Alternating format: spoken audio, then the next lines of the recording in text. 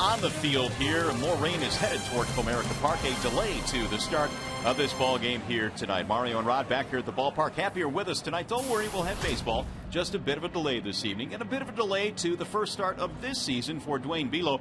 Max Scherzer does not get the call tonight, Rod. He is hopeful of going Saturday, or Sunday, I should say. And for Bilo, it's another opportunity. We remember last year, Dwayne was called up, got his first chance to make his big league start here, and that was an exciting moment. Well, there's no doubt about that. Anytime you get your first opportunity to pitch in the major leagues, and he earned that call up. He was Toledo's 2011 pitcher of the year, so he definitely earned that start last year. Up 23 over to 94, and then into the Motor City. That's the route that the Bilos have taken from Britain, Michigan, Britain Deerfield High School. When you talk about Dwayne Bilo, not only was he a good pitcher in high school, and here's some shots from the Tecumseh Herald of Dwayne Bilo, he was also a pretty good hitter. Look at that stroke. He's watching the ball fly out of the ballpark, so Dwayne Bilo is a really good two-way player in high school. But last July here at this ballpark, it was something to watch him make his big league debut. One of the things that Dwayne Bilo did last year, he did exactly what he did in the minor leagues. He came up and he threw strikes, and that's the reason why he got the call up. He probably doesn't have the best stuff of all the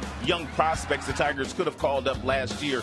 But when you throw strikes, you add and subtract on your fastballs, and you can spot your fastballs and get a lot of right-handed hitters out in the major leagues, you're going to have a lot of success, and Dwayne Bilo has had some success. And this is live here at the ballpark as we await the start of this ball game. The Bilo clan has arrived en masse again here. They have a lot of friends and family here hoping that Dwayne will be able to make this start, and as we mentioned, he certainly should despite the rain here tonight. Now, one of the things we often talk about, Rod, is the fact that it doesn't take one certain way to get to the big leagues. For Dwayne Bilo, he was not really highly recruited out of high school. He went to community college in Benton Harbor. All of a sudden, from Benton Harbor to the big leagues, a pretty good jump for him. Well, that's one of the scouts' challenges. If you have talent, they will find you. And then it also helps if you're left-handed and you throw strikes, as we've pointed out that Dwayne Bilo does a very efficient job of doing. All right, so Dwayne Bilo will get the start here tonight. As we mentioned, a bit of a rain delay. When we come back, we'll check out some of the happenings around Major League Baseball. Right now, the tarp is on the ballpark or at the field here, and we'll be back to the ballpark in a minute with some news from around the big leagues.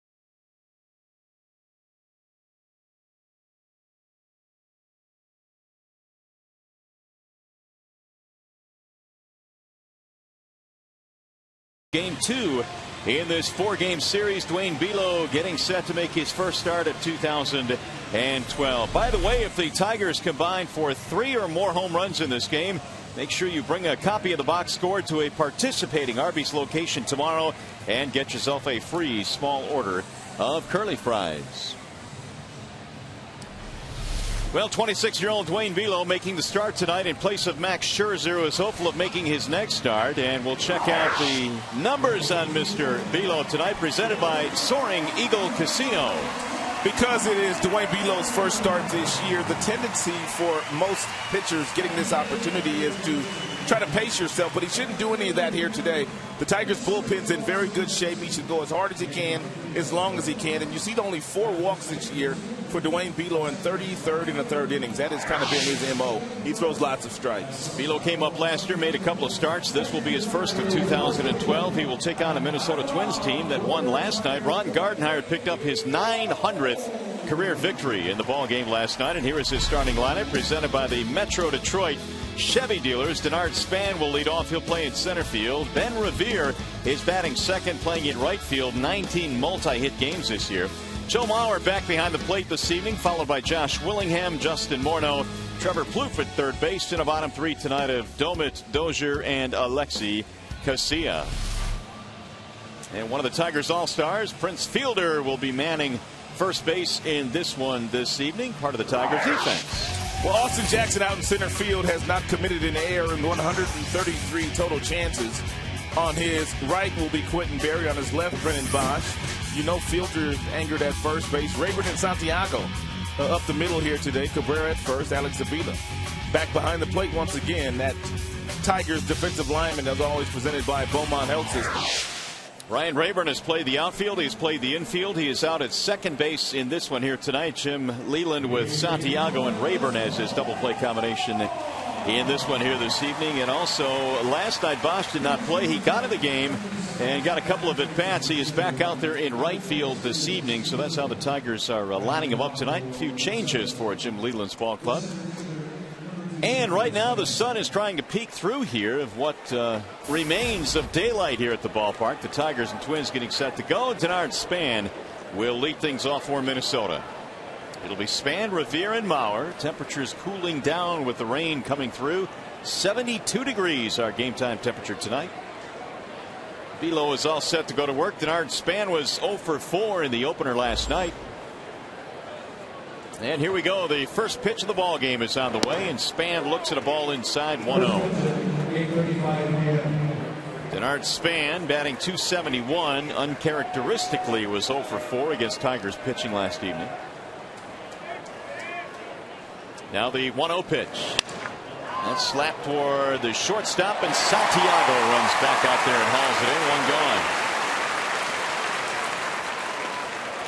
Max Scherzer was supposed to start tonight, but he has a bit of a leg problem, hamstring problem, so he will not go tonight. They're hopeful he'll be able to go this weekend. Max hurt his hamstring while running after his last start in Tampa, running on the road on the warning track there on that artificial surface. So in the meantime, Bilo gets the call here tonight, and he will face Ben Revere, who's batting in the 2 slot for Ron Gardenhire. The official time of tonight's rain delay, 1 hour 30 minutes. First pitch, a strike on Ben Revere. Ron Gardenhire, the manager of the Minnesota Twins, not afraid to run the first 3 hitters up against Bilo, even though they all swing the bat left-handed. The 0-1 is hammered down the right field line, but foul. Left-handers are hitting Dwayne much better this year than right-handed batters. .263 batting average for lefties. Righties only .200 against Bilo, and one of the reasons for that is a lot of left-handers are reluctant to throw their changeup down and in to left-handed batters. But it may not be bad for Bilo to do so here today. Here's the 0-2. Slap to left field, base hit. Ben Revere is on with the game's first hit. So 1-out single, so very quickly now an opportunity to steal a base for Ben Revere. A pitcher like Dwayne Bilo, who really throws a fastball, which is 4-seam variety, and he has a changeup and a breaking ball. If you take your changeup out of the equation against left-handed batters, you become just a 2-pitch pitcher. And most left-handers look away from Dwayne Bilo, as Revere did there, singling to left field. less to worry about as a hitter once you take that changeup out. Mauer 2 out of 4 last night with an RBI. He's not afraid of lefties either. .355 this season against left-handed pitchers.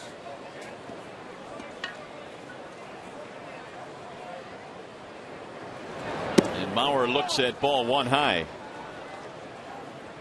Well, Joe Mauer, .417 on base percentage, is tops in the American League. He is back to being the Joe Mauer we expected. An 11-game hitting streak right now after a couple of rocky seasons. He has grounded into 14 double plays this year. The only other player in the American League that has grounded into more, our very own Miguel Cabrera. He'll shoot that one toward left field, sinking, base hit. It'll drop in for a single. Revere will go to second. An opposite field hit now for Joe Mauer. All 3 of the left-handers so far, Span, Revere, and now Mauer, have hit the ball the opposite way. Revere and Mauer getting singles. So Mauer very quickly extends his hitting streak to 12 in a row. We'll bring up Josh Willingham, who last night knocked in a run, was 1 for 4.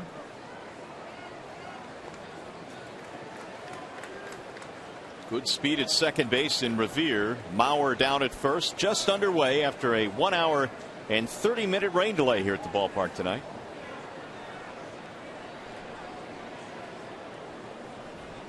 Willingham batting .267. There goes the runner to third. Here comes a throw, and it's not in time. Double steal. Both runners move up.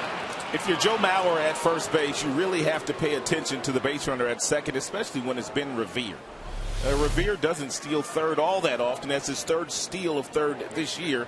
Avila really had no chance because Bilo didn't force him into stopping when he was taking a secondary lead.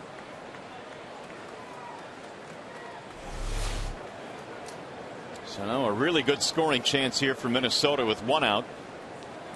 Willingham has 56 RBIs this season. And this is what he is paid to do in their lineup, drive in runs. And he looks at a strike.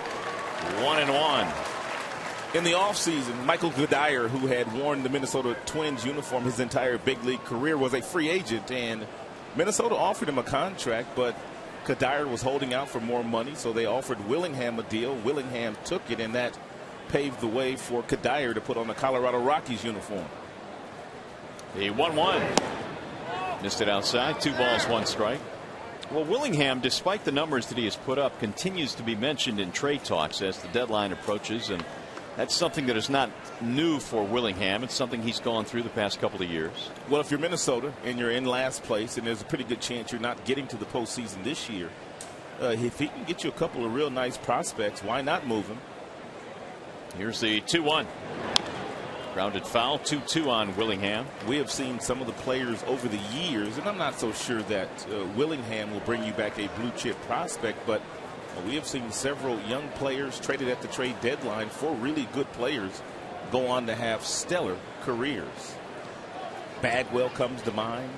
Michael Young of the Texas Rangers comes to mind. John Smoltz comes to mind. Yes, he does. 2 balls, 2 strikes. He popped that one up. Shallow left field. Runner is tagging at third base. Revere can run. It's shallow, though. They're going to test the arm of Quentin Berry. Throw to the plate, not in time. That ball was hit so high that Quentin Berry could not get behind it, but he really should have been able to get behind it. And Q right now in left field knows he made a mistake. Once he catches this ball flat-footed, Ben Revere with his speed is going to be able to score. Look at him right now. He's flat-footed. He's reaching back. Really can't get anything on his throw. Therefore, he can't throw Revere out. So Revere with his speed is able to score with ease, and the Twins grab a 1-0 lead tonight. 2 gone. 57th RBI for Willingham. Mauer holding at second base. Justin Morneau looks at a strike. Morneau has hit safely in his last 5. He was 1 for 5 last night. Twins able to take game 1 of the series 6-4.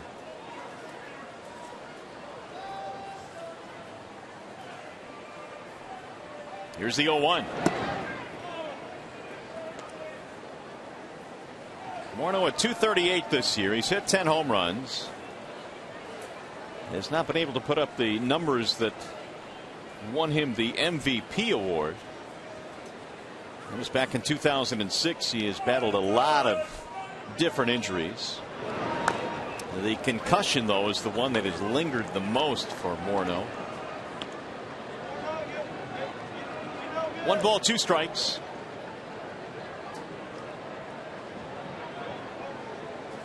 Not all that good this year against left-handed pitching, just 0.91.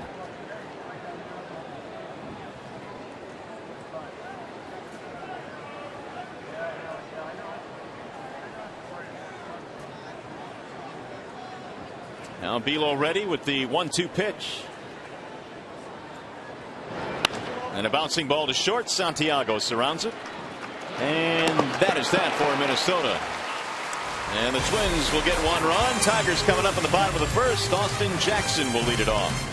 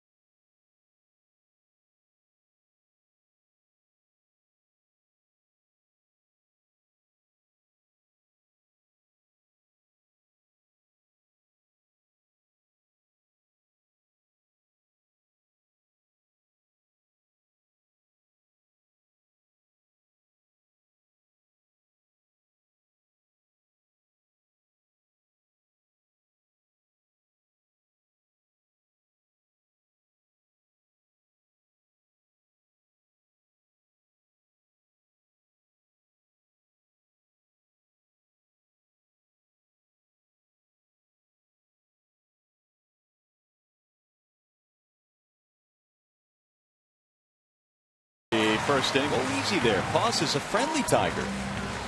No need to hit him. Hey, by the way, here's the starting lineup for the Tigers, presented by Big Boy. It's Jackson, Berry, and Cabrera at the top. You've got Fielder, along with Delman in the middle. Avila's catching. Your bottom 3 tonight features Rayburn, Bosch, and then Santiago. Starting pitcher tonight is Blackburn, presented by Fox Volkswagen of Rochester Hills. One of the things that Blackburn has had a very difficult time of doing this year, and that's getting out of the first inning without giving up a run. He has had 12 starts. He has given up a run in 9 of those starts. And you see the ERA and the hits and the innings given up. The Tigers will score a few here tonight. So Blackburn is facing Jackson, Berry, and Cabrera, leading at 1-0. 1 ball, 1 strike on Austin, who last night was 1 for 4. Backed him out of there, 2-1. Jackson now has hit safely in 9 straight. He has had really good numbers career against Blackburn, 8 for 17. Also hitting .600 this year when ahead in the count. Hits that one in the air. Shallow left center field. Willingham comes on for the out. 1 gone. Let's take a peek at the rest of the Minnesota Twins defensive alignment here tonight. Willingham is in left. Denard Span, 1 error and 190 total chances this year. Revere's in right. Morneau, Casilla, Dozier, Bluth in the infield. And Joe Mauer, their all-star this year, behind the plate today after serving as the designated hitter in last night's game. So here is Quentin Berry with 1 out. And Quentin now batting .295. They're in tight at the corners as he fouls off the first pitch, 0-1. It's been a while since we've seen QB attempt a bunt for a base hit. And that is part of his game, and he shouldn't abandon that, even though that he gets pinched on the corners quite regularly by the defenders. Ball inside, 1 ball, 1 strike. Berry's been on base quite a bit recently. He was on base again in last night's ball game, and Quentin now has been on base 9 of his last 11. He'll roll this one right to Morneau. 2 gone.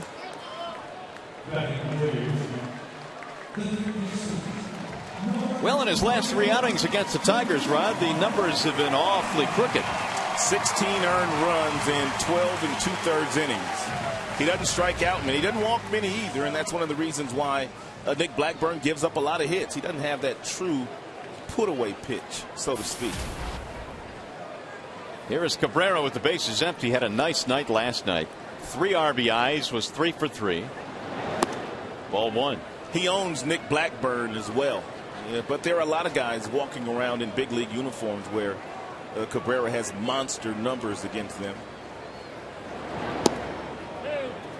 2-0 the count. He's hit 3 home runs in his career against Blackburn. Cabrera now with 16 long balls overall this year. There's the 2-0. And there's a strike in the outer edge. 2-1. Cabrera's pretty much been locked in since he hit that home run in the final game in that Pittsburgh series, the first leg of the recent road trip, and he is awfully fun to watch when he gets dialed in, driving the ball up the middle with authority. Huge power to right center field. And it looks like Blackburn really wants no part of him, even though Prince Fielder is standing in that on-deck circle.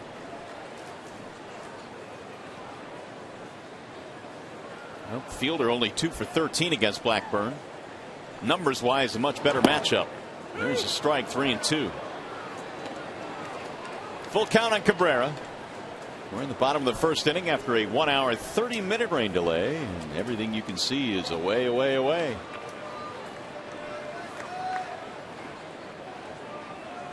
Here's the 3-2. Cabrera shoots that one to first base right at Morneau. And the inning is over. No runs, no hits. A 1-2-3 inning.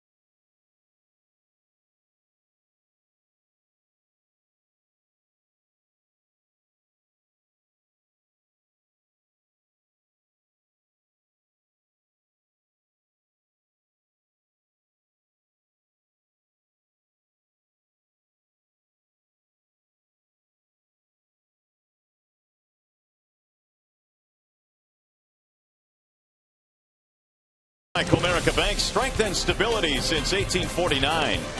Jeep, visit Jeep.com to learn more. And by Country Fresh, be your family's below zero hero. Earlier here at the ballpark today, it was about 5 o'clock when all of a sudden we couldn't see anything. It was really raining hard here. For a moment there, it looked like we were not going to get the game in here today, but clear skies now. As the night wore on, the rain continued to fall. The temperature was in the low 80s, and we've lost about 10 degrees of that as they got the playing surface in playing shape. Heather Nabosny and her crew have done magnificent work once again here tonight. And now you see clear skies, which is a good thing. And really no signs at all that it rained here on the field. It has drained beautifully tonight. Below back to work, and he throws a strike to Trevor Plouffe. It'll be Plouffe, Domet, and then Dozier in the second for Minnesota. A couple of RBIs last night for Plouffe. And he sends a high fly ball, shallow left field. Quentin Berry coming in. And Plouffe is out number 1. By the way, today's game is available in high definition on Fox Sports Detroit HD. It is sponsored by Xfinity from Comcast. 1 out for Ryan Domet, who had himself a really good night last night. 3 for 3 with an RBI. And that extended his hitting streak to 11. Strike 1. Domet, a former Pittsburgh Pirate. In fact, was their opening day catcher the last 4 years. Swings and misses 0-2. That's why Belo's so effective against right-handers. That changeup is a really good pitch for him. He got Trevor Plouffe to pop up on that exact same pitch.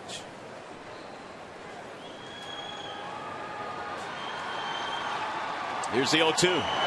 Swing and a miss. Carved him up quite nicely. 2 gone. Belo has his first strikeout. Back-to-back 83-mile-per-hour pitches to Domet to strike him out. The first one was a changeup. This is a breaking ball, but the same speed.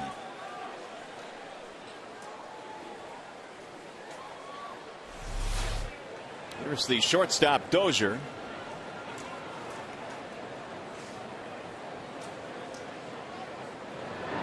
And he looks at strike 1, so Dwayne pounding the strike zone here in the second. I remember listening to a radio interview that Tom Glavine did, very talented pitcher of the Atlanta Braves. And he talked about he didn't really become a really good winner in the major leagues until he started throwing his changeup to left-handed batters. Left-handers used to own Glavine, started throwing that changeup to him, and of course went on to win 300 big league games. 1 ball, 2 strikes.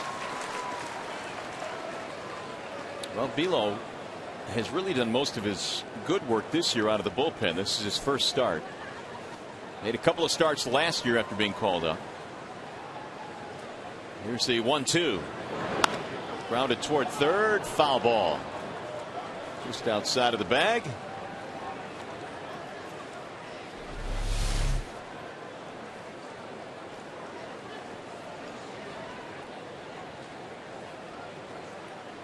Angel Campos down at third, all over that one.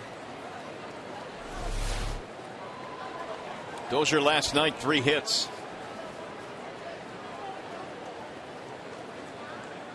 Twins had 13 as a team. That's fouled away. Tigers now 2 back, or 2 under, I should say, the 500 mark. They come in at 39 and 41.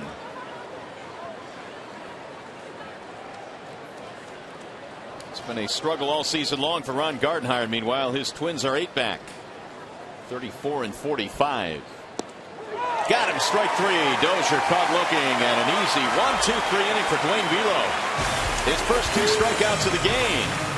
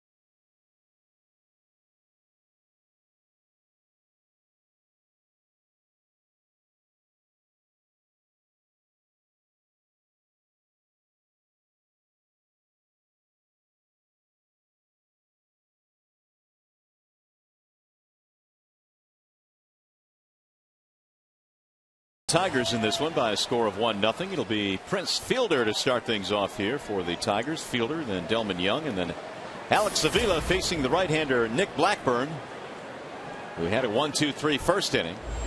And Prince looks at a strike 0-1. Fielder batting an even .300 now. Twice in his career he finished at .299. He has never hit .300 in a big league season. Sends that one back up the middle. It'll find a hole and into center field. You wouldn't really equate Prince Fielder with a .300 batting average with all the power that he possesses, but his spray chart this year will tell us that he is hitting a lot of balls the opposite way, especially early in the season when opposing pitchers were reluctant to really challenging him inside, where he does most of his damage to right field. You can see that graphic there. 27 to left, 40 right back up the box, only 24 to the pull field. That's how you hit .300. Now Delman Young. Tigers have their first hit tonight. And Delman shoots one in the air to right field. Hit well. Revere going back to the wall to make the catch. Well, Ben Revere is going to quickly get it back in, but Fielder will get back to the bag. Ben Revere is a tremendous defender, and a lot of that is because of his speed, but he does get really good jumps in the outfield, and he's not afraid to throw his body all over the place as he does right there. Great concentration by Ben Revere.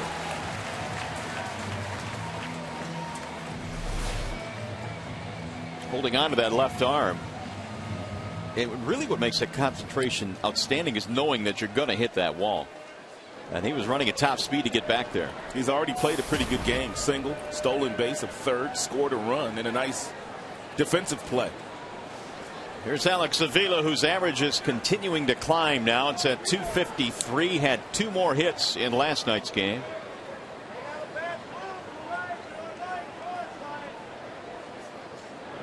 And Avila looks at ball 1.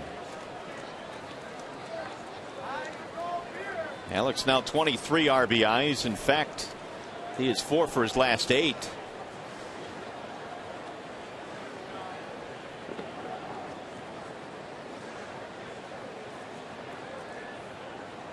Now the 1-0. It's outside. 2 balls, no strikes.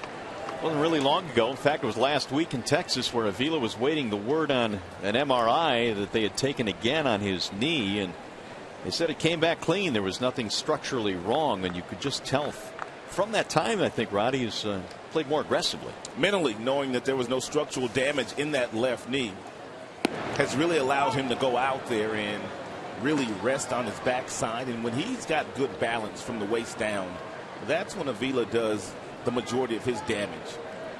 Great hand-eye coordination, very quick swing when he has good balance and good stabilization. Ahead in the count here, 2 balls, 1 strike with Fielder at first. And that's into right field, base hit. So Avila continues to swing it. That's his 3rd hit in the series, and the Tigers have something brewing now. Just as we were talking, from the day that Avila got the word there was no structural damage, this was in Texas. He really started hitting the ball with a lot of authority. He did it in Texas. He carried that over into Tampa. And take a look at how he rests on that backside. We've got it highlighted there. He's really back there. Good balance, good swing. Swinging the bat like he did last year when he made an all-star team and won a Silver Slugger award. It is one of the prettiest swings on this Tigers team as Rayburn digs in and looks at strike 1. Ryan playing second base tonight was 0 for 3 in last night's opener.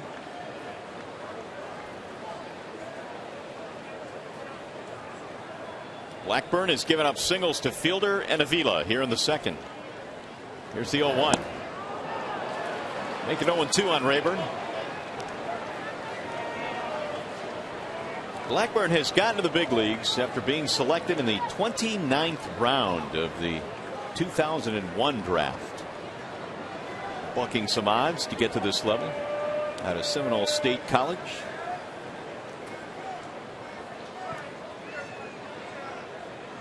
And the 0-2. Rayburn hits it fair inside the bag at first base. Here comes Prince rounding third. He'll come around to score. They're going to hold Avila at third, and Rayburn has a double.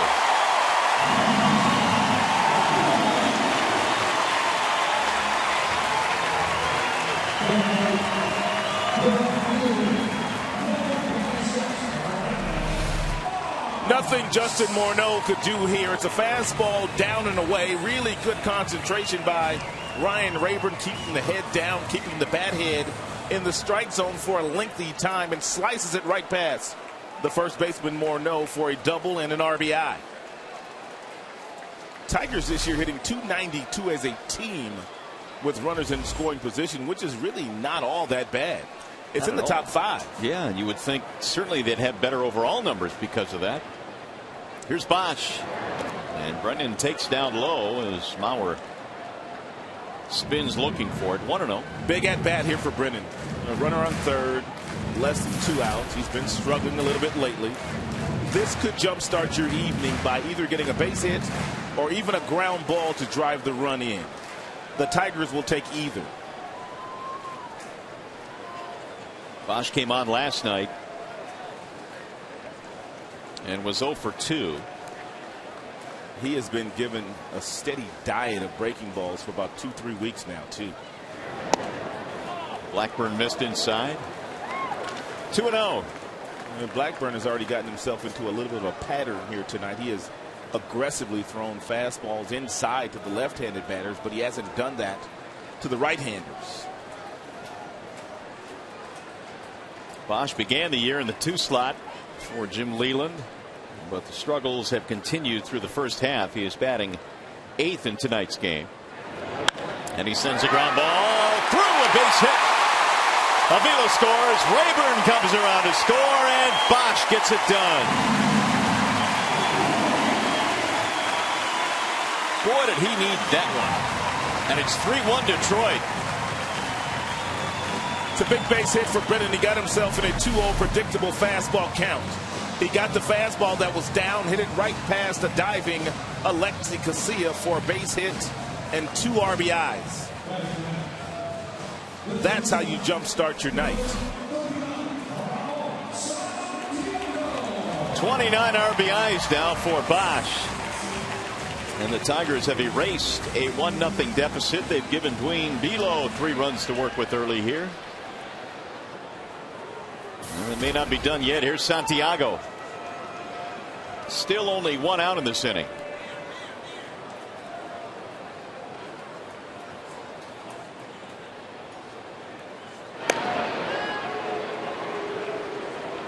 Santiago hitless in last night's ball game.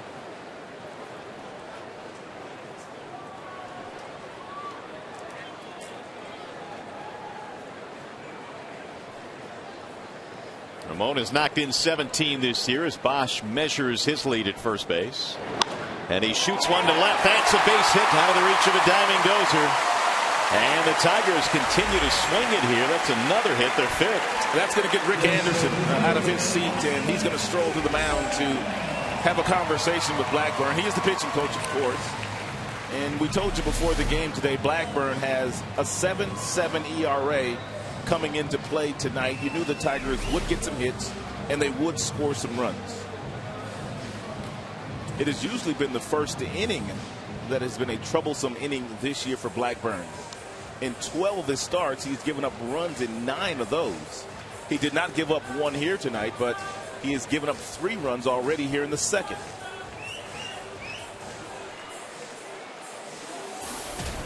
While we have a moment, let me tell you that the Tigers Classic Car Show is this Saturday at Comerica Park prior to the 4:05 game against the Kansas City Royals. Check out dozens of classic cars. For tickets, call 866-66-TIGER or visit tigers.com.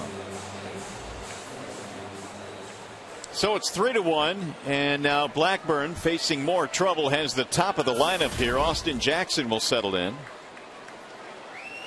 He flied out his first time up back in the 1st inning. And Jackson takes ball 1 outside.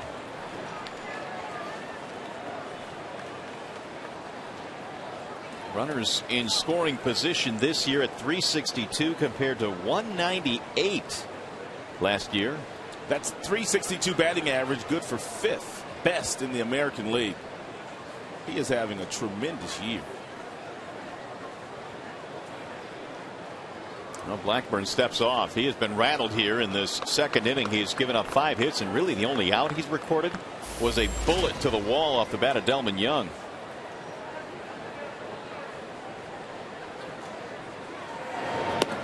Jackson looks at a strike. 1 ball, 1 strike. Blackburn has all 4 pitches. A 2-seam fastball. He'll cut the fastball. He's got a curve. He's got a slider. And also a changeup. But as we told you earlier, he lacks a true strikeout pitch. Does not have that put away pitch, so to speak. That's in the air toward left center field. And Span will come over to make the play. Runners will have to retreat. So there are 2 gone now. That'll bring up Quentin Berry. It has really been a while, Rod, since this Twins pitching staff, which through the years has been really good, has had a legitimate ace, legitimate number 1. Would you say maybe Santana was their last one? He was the last one. They thought that Francisco Liriano would take the place of Santana. And Liriano has pitched well lately, but you're absolutely right. They have not had a true ace lately. Berry takes ball 1. Good pickup there by Mauer. They have not gotten good production out of their starters all season long. Their relievers have pitched 4 or more innings in a whopping 33 games this year. 4 or more innings needed out of their bullpen in 33 games. It's a lot. And they came in dead last in team ERA. Here's the 1-0, and it's high. 2 balls, no strikes. They've always been a team that has been known for their pitching and their defense. Liriano's pitching some good baseball right now. And before the elbow injury, boy, it looked like his career was going to take off. And Rick Anderson has been there through the good times and now the not so good times for Minnesota. The 2-0 is in there for a strike. Well, remember 2002 to 2010. The starters were much better than they have been the last 2 years. They still don't walk very many, but they don't strike out very many either. Blackburn now has thrown 21 pitches in this inning, and he has gone to 3-1 on Quentin Berry.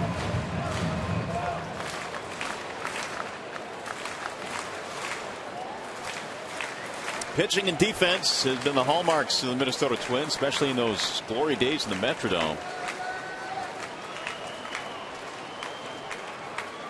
What a tremendous home field advantage that was for their squad.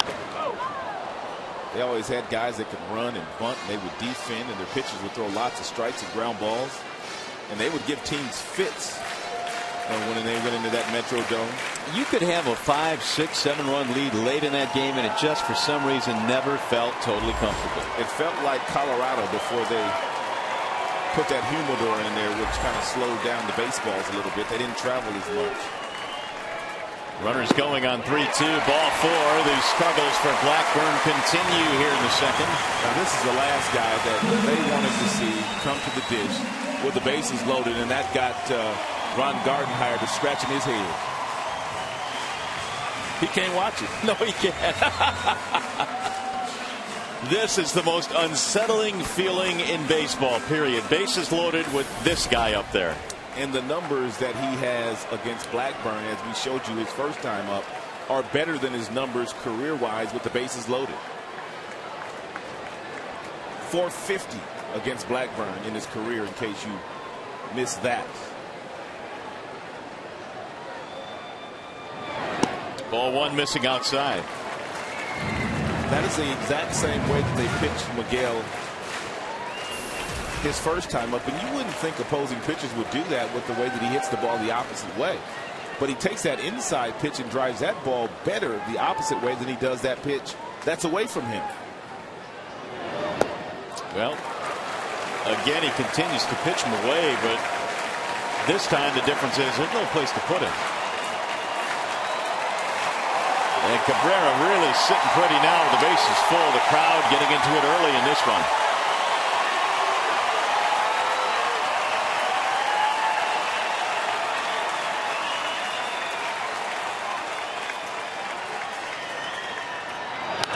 Fouled away.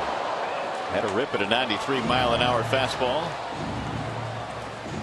Take a look at Miguel Cabrera's hot and cold zones. You can see that the balls that are up and away, he doesn't do much with those.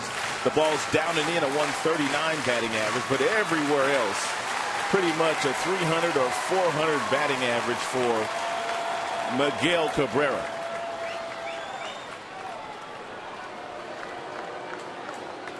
Cabrera taking a deep breath at home plate. You know, we showed you those numbers of what he does with the bases loaded, and sometimes he can get overexcited, I think, a little bit, try and do too much, but he has always been really good at staying within himself, and now it's a chance to blow this one open early. Here's the 2-1 pitch. A strike call to the outer edge. Good swing back fastball there. At 86 miles an hour, Cabrera thought it started off the plate, and you could see it sort of catch the corner. Nice frame job there, too, by Mauer, and ever so slightly pulling it back in the strike zone to get the call from Paul Nart. So Blackburn back in the count now. 2 balls, 2 strikes. Bases full, and the Tigers have 3 runs in. And he missed low. Now it's 3-2. The runners will be on the move. You've got perhaps the best hitter in baseball standing up there. Not a good time to be Nick Blackburn.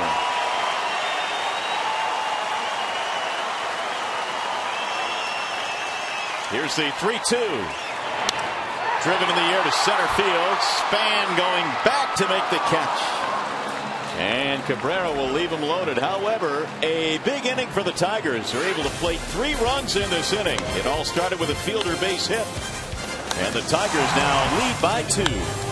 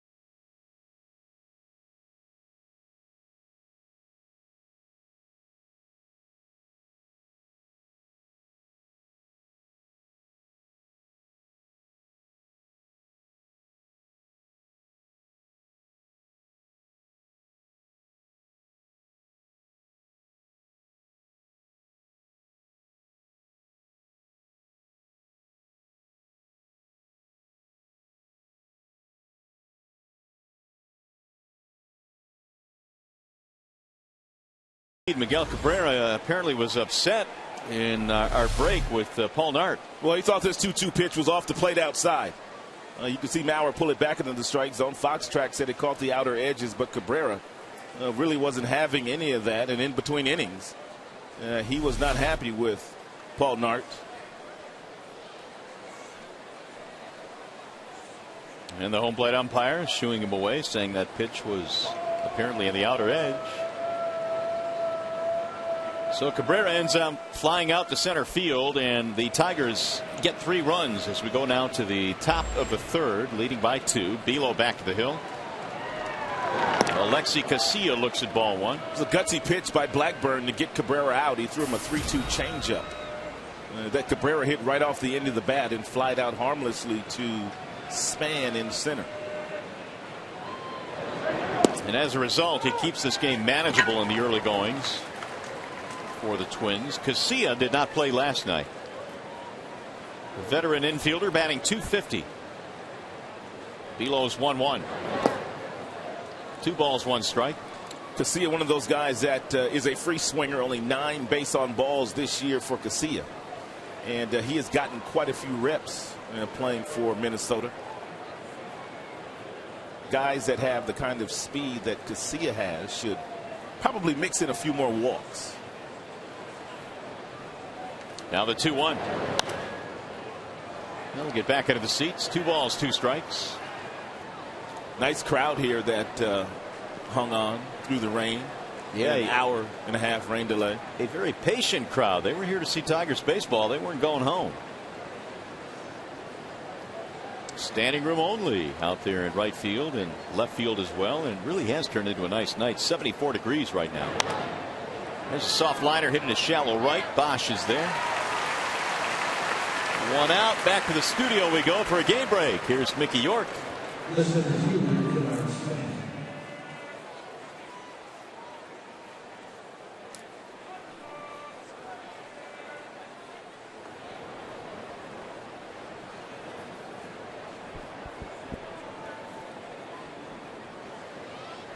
All right, Mick, thank you. Roy Oswalt started that game for Texas tonight. We saw him on the last road trip as well. The Span stands in, and he looks at ball 1. What did you think of Oswalt? He gave a lot of hits. He gave up 13 hits to Detroit batters. And that was a career high for Roy Oswalt. He had never given up 13 hits in a game. 9 more tonight in 2 innings of work for Oswalt. He's getting worn out. Here's the 1-0. I did a little piece today on Tigers Live, and I picked the Chicago White Sox as my surprise team in the American League so far this year. You know what you're going to get out of Konerko, but you didn't expect Dunn and Rios and Przinsky to do what they have done, and you didn't expect Sale to be the ace of their staff either. There's the 2-0. 3 balls, no strikes on Span. Well, I think most people had given up on Adam Dunn after his year last year, and that was premature. Rios, too. Yeah. Well, he really hasn't had a solid season in the last couple of years, and all of a sudden he's bounced back, and Przinsky having an all-star type season. 3 balls, no strikes on Span, who popped up to start the game. That's in there. 3-1.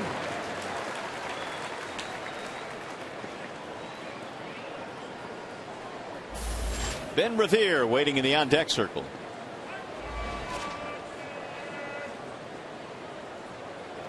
There's the 3-1 pitch. And a bouncing ball foul.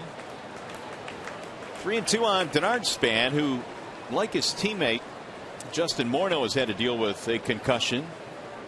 He had one last June that kind of lingered a little bit. And concussions have become more of a prevalent thing. I think they've always been around the game. They're just treated differently these days. They've got that 7-day DL now for concussions, which they didn't used to have. Got him, strike 3. Span thought it was high, and Paul Nart said nope. 2 out. Time now for the Mazda scouting report on Dwayne Bilo, and when you look at his home numbers, they're really impressive. This is a really nice park to pitch in. We've told you he throws lots of strikes. Not necessarily a ground ball pitcher, but a fly ball pitcher, and this is a very spacious outfield. So from Britain, Michigan to downtown Detroit, 66 miles. Go up 23, across 94, and into the Motor City. You know all about 94, don't you? I do. I take it every day. There's a strike call. Ben Revere, the batter. Revere had a single, stole a base, scored a run. 1 ball, 1 strike. What do you think would make Jim Leyland happy tonight in terms of what he gets out of Dwayne Bilo? 5 innings with a lead. Bullpen in pretty good shape. Ball high, 2-1. Especially the back end of the bullpen with Benoit and Valverde and also Villarreal. Phil Cote pitched quite a bit in last night's game. Yeah, and Leyland said before today's game that if he could stay away from Coke, that would be really good. Give him another night. 2-1 is rolled foul. 2 balls, 2 strikes.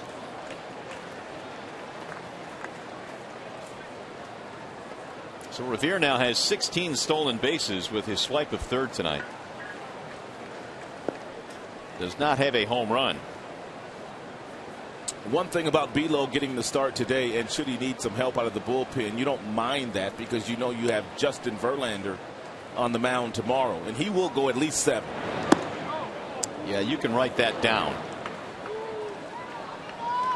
3-2. Of course, the Tigers made some moves after the game last night to kind of shore up that bullpen. Marte Worth went down. Downs and Ortega recalled. Darren Downs, a native Michigander, born in Southfield, although he grew up in Florida. There's a base hit the other way. Second time Revere's done that here tonight. And so he's 2 for 2.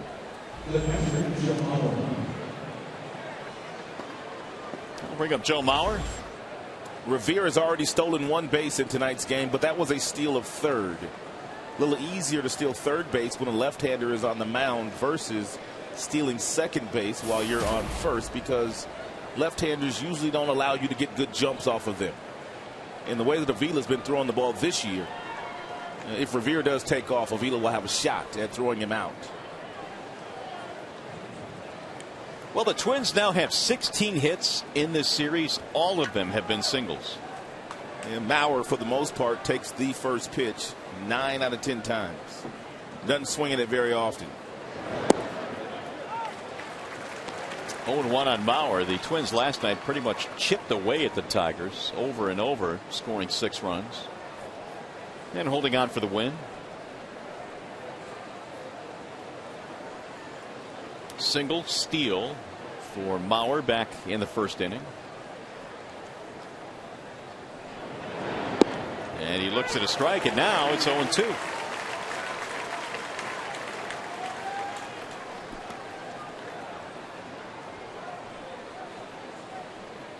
Game hitting streak for the Minnesota catcher, 5-time All-Star, and he will represent the Twins again this year in the Midsummer Classic.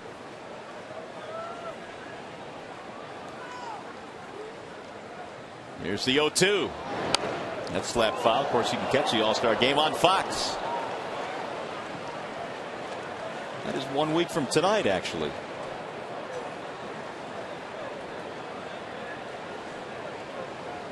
I'll be bellied up somewhere watching that game for sure. I will too. I don't miss them.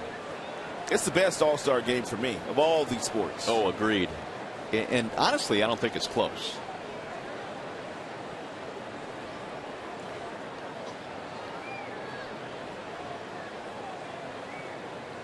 And Mauer again waiting on an 0-2. They're going to pick Revere off, but no throw. That's how fast he is. Fritz either didn't get the grasp on it or just decided not to throw it.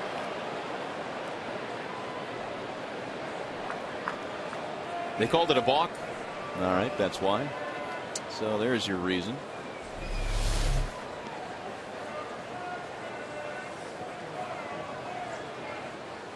Yeah, that is a balk. You can see that he went behind the mound there with the right leg, the knee and the foot also on the borderline. Good call there by Doug Eddings.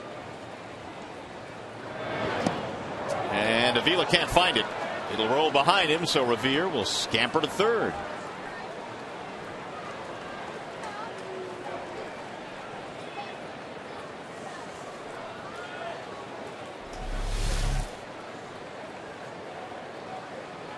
Take one more look at the balk here. We'll give you a different angle here, but you could tell that once that leg goes up, if it does break plane with the right here, you can see the knee is pretty much on par with the mound or behind it, as is the foot, and that is a balk, and it's called by the first base umpire. Now the 1-2. Grounded foul. And that'll skip back into the seats. You don't see many left-handers called for balks, but when it's that blatant, you're not going to get away with it. I was just about to say that. I can't remember really the last time that a lefty was called for a balk, but that one was an easy one for Eddings to call. You have to love speed. We've watched what QB has been able to do in a Tigers uniform, disrupting the infielders and the pitchers and the catchers. Revere has already done that here tonight. Meanwhile, Mauer continues to battle here behind in the count. Tigers lately played some teams that have some really good speed. Started in Pittsburgh with McCutchen. Then they went to Texas. Andrews has good speed. Kinser's a good base stealer. Jennings down in Tampa. And now they got to deal with Revere and Span in this series. Well, that's why it's been fun, at least in my opinion, to see Quentin Berry come up and at least provide that element to the Tigers. Austin Jackson does have speed, but I think you would probably agree that Berry is more of a base stealer than Austin is. That's right.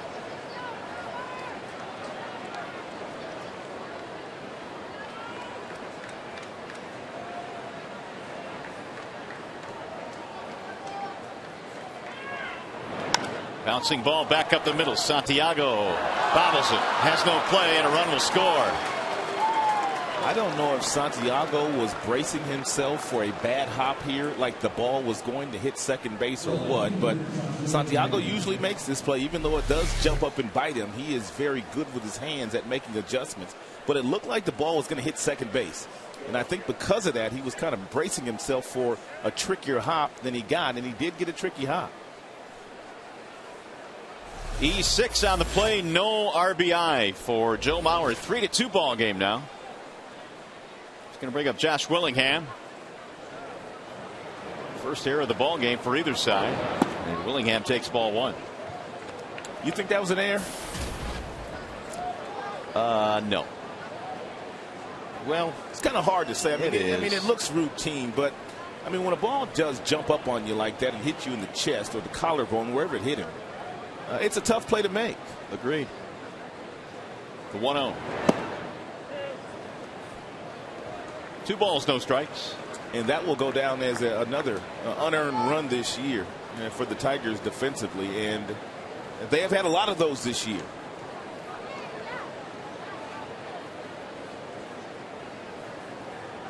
Avila making a move out to the mound to try and reel Bilo back in. 2 balls, no strikes.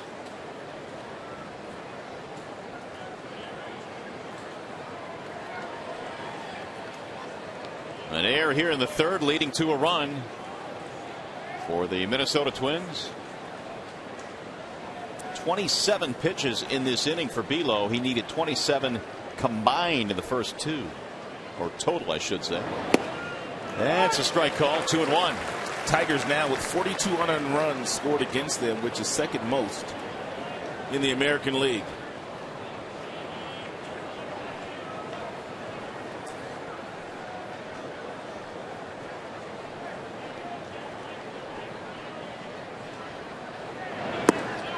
Low 3-1 on Willingham. Morneau waiting on deck.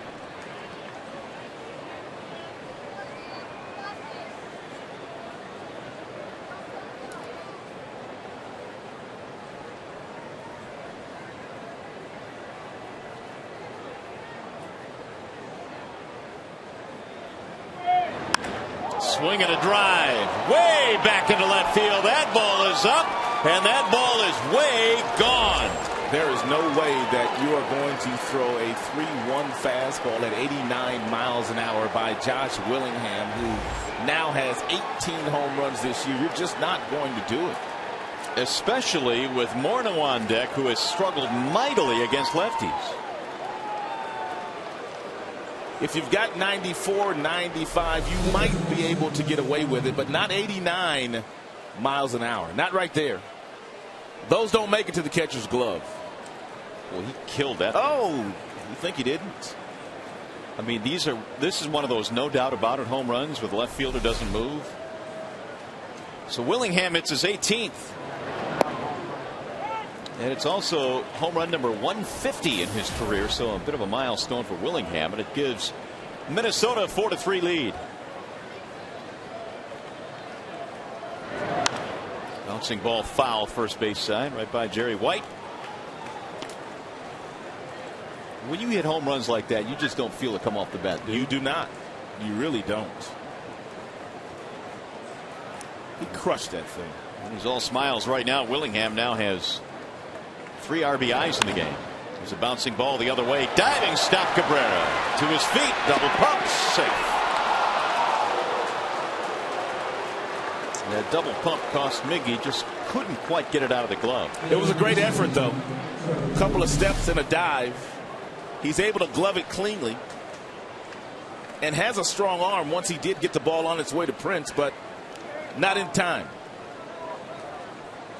Sweet and Exmo.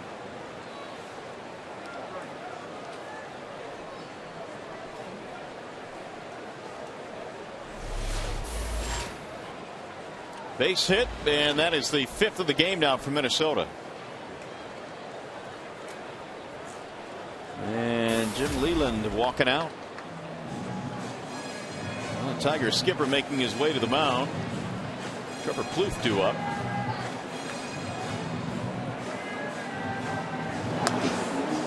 Ortega warming up in the Detroit pen. Recently recalled. This does not look like a trip in which Leland will be pulling the pitcher.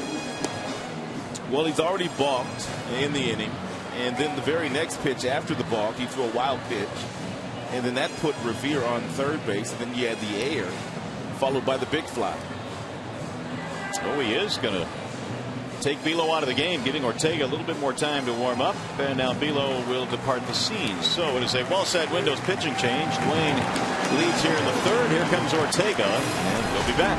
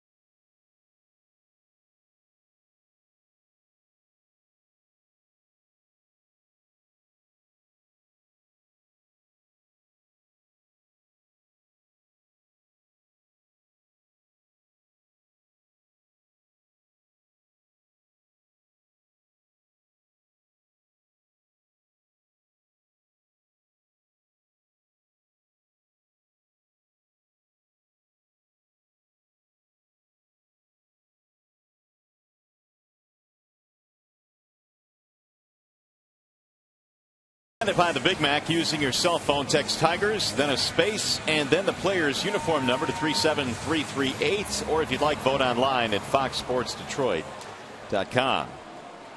Tigers going to the bullpen now. Here are the Toledo numbers on Jose Ortega. It's the second stint in the big leagues this year. Made his major league debut in Cincinnati. It was the 8th of June.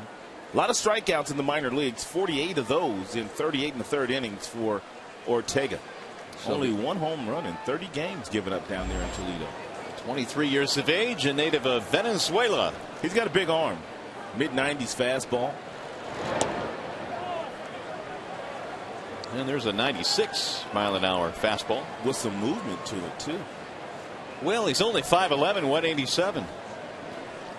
Where's he from? Caja Seca, Venezuela? Caja Seca.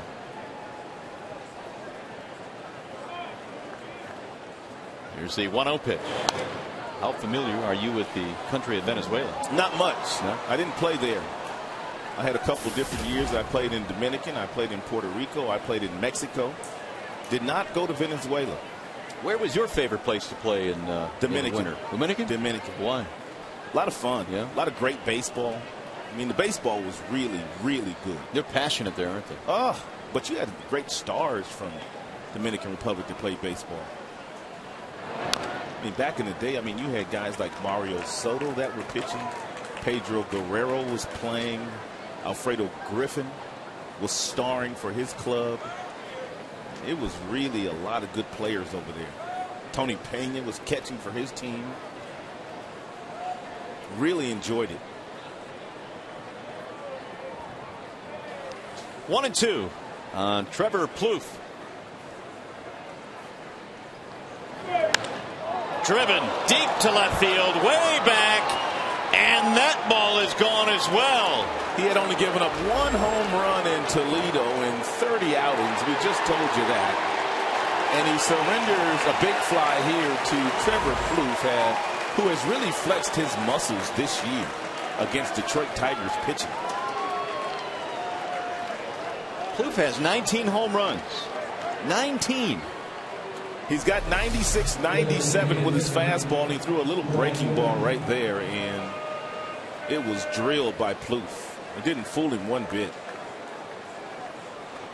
So Plouffe, who last month had a stretch of 7 homers in 7 games, has hit one 388 feet to make it 6-3 Twins.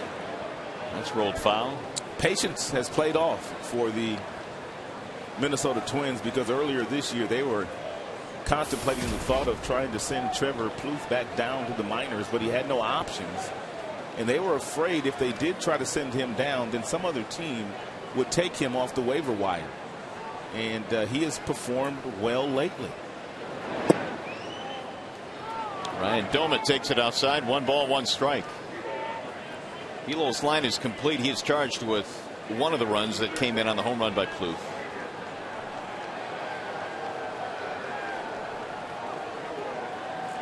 So Blackburn has been given some offense here. 6 runs, 6 hits. But he's also been known to give up a few runs. And already has surrendered 3.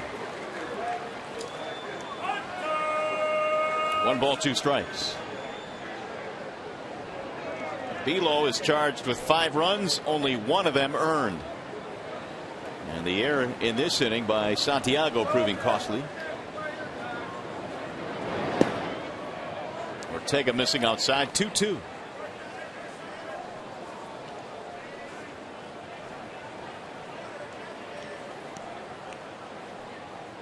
Twins last night had a 4-run 4th. Tonight they have a 5-run 3rd.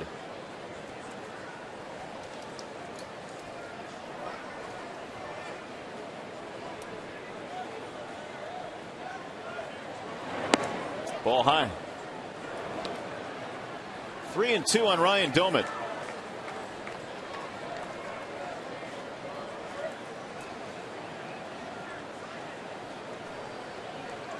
Domet struck out against Belo back in the 2nd. Dwayne had a 1-2-3 second inning.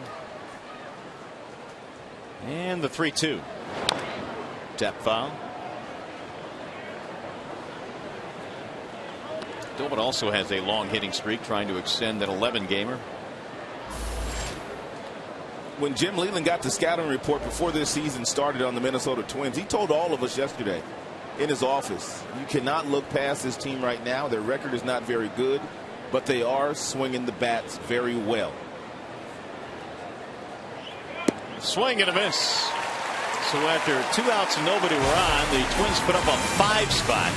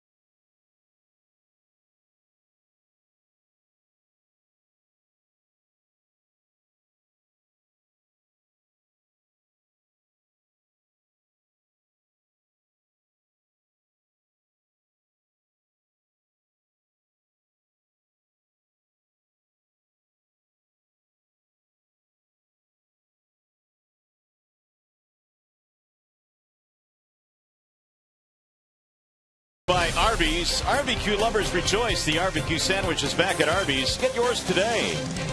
And by The Amazing Spider-Man in theaters today. Back here in downtown Detroit, where the Tigers now trail by a score of 6-3, and Prince Fielder leads it off against Nick Blackburn.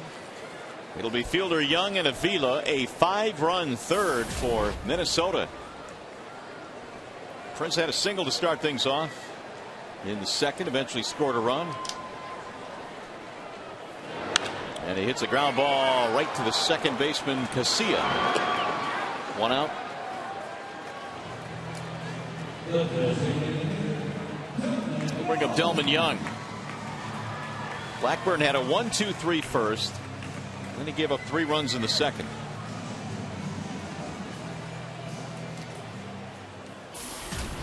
Delman hit a ball to the wall his first time up on a line that Ben Revere ran down out in right field. In there for strike 1.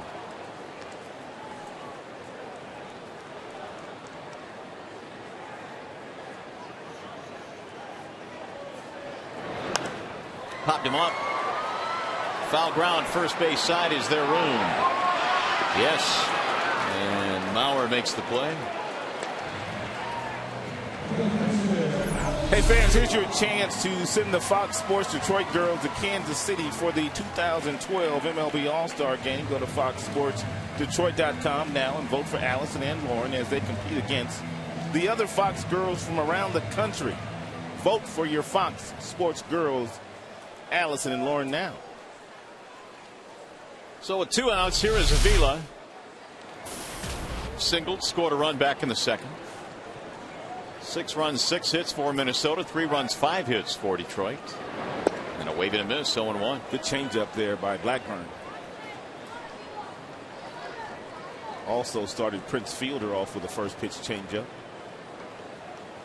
Blackburn was on the disabled list for a spell earlier this year with a quad injury.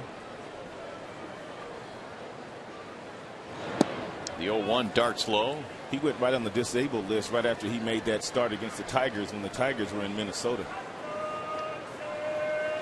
Well, he's had some success in his career, and by success I mean double-digit wins. He did it 3 straight years, but overall his record is under 500. There's a strike on the outer edge, 1-2. Blackburn came in 43 and 51 overall.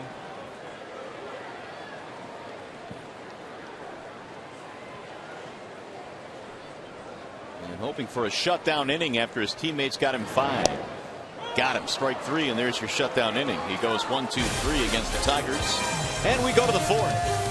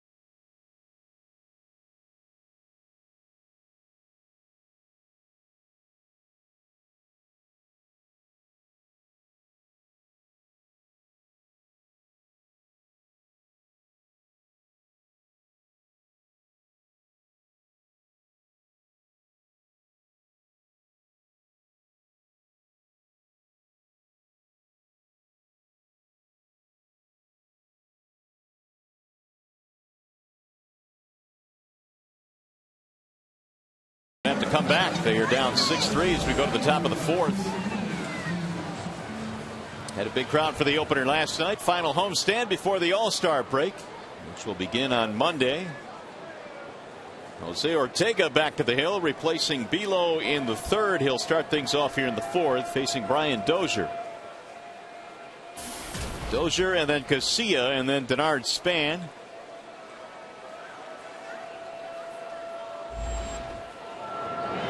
And he fouls away the first pitch, 0-1.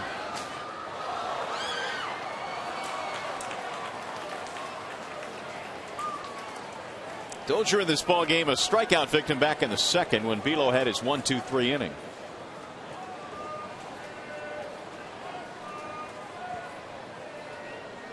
Now the 0-1 pitch. Inside. 1 ball and 1 strike on Dozier, who started rather quickly this year when he was called up. Fast start, but then, like most guys, he hit a rough patch. He went through a 4-for-32 skid. And Dozier was saying that one of the guys that has helped him through that is Justin Morneau. He's become close with Morneau, who has helped him through the rough spots. The 1-1 is popped up, heading back toward the seats. Prince can't get there. Back out of play. 1 ball and 2 strikes.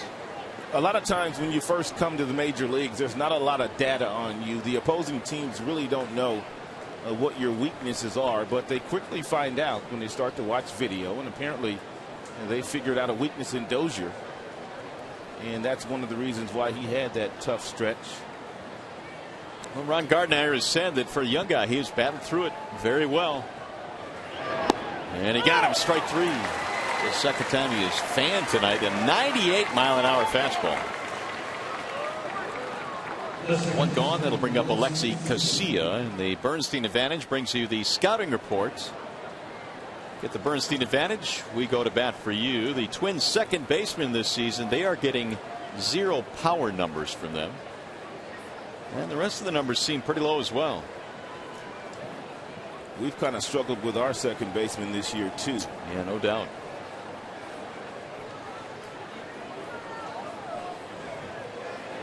See a showing bunt. 1-0.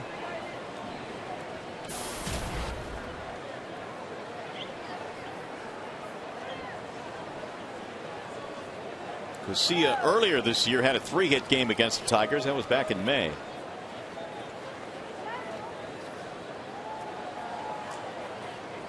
Cabrera, the cut of the grass at third base. Here's the 1-0. In the air to center field. Jackson cruising back. 2 gone.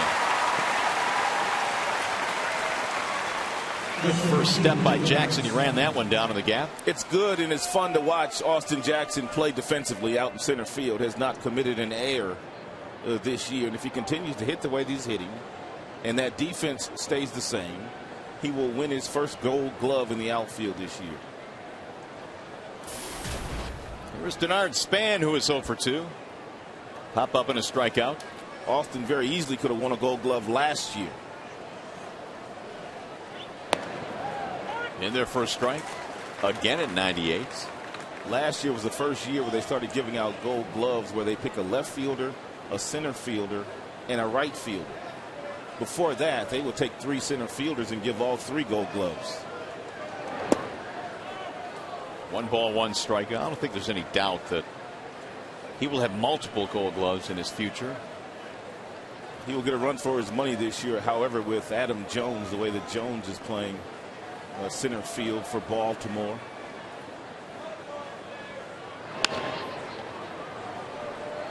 One ball, 2 strikes. Well, center field here at Comerica Park can be a little bit tricky to play. It's 420 to dead center. Curtis Granderson, when he first got here, said there was a learning curve. Learning how to play the large expanse out there. Jackson, though, seemingly has had no trouble. None whatsoever.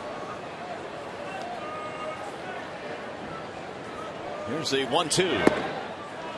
Just missed again at 98. This kid really has a live arm. And he's got a small frame, too, just 5'11".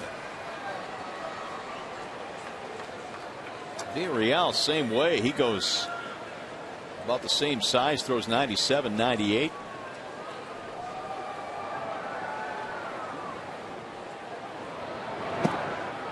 That missed low.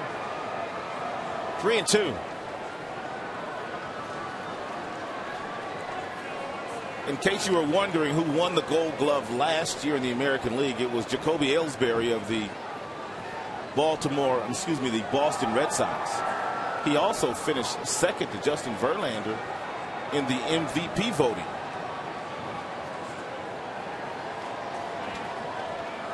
Three-two pitch. Bouncer right back up the middle and right by Ortega, but Santiago has him backed up. And it's a 1-2-3 inning for Jose Ortega.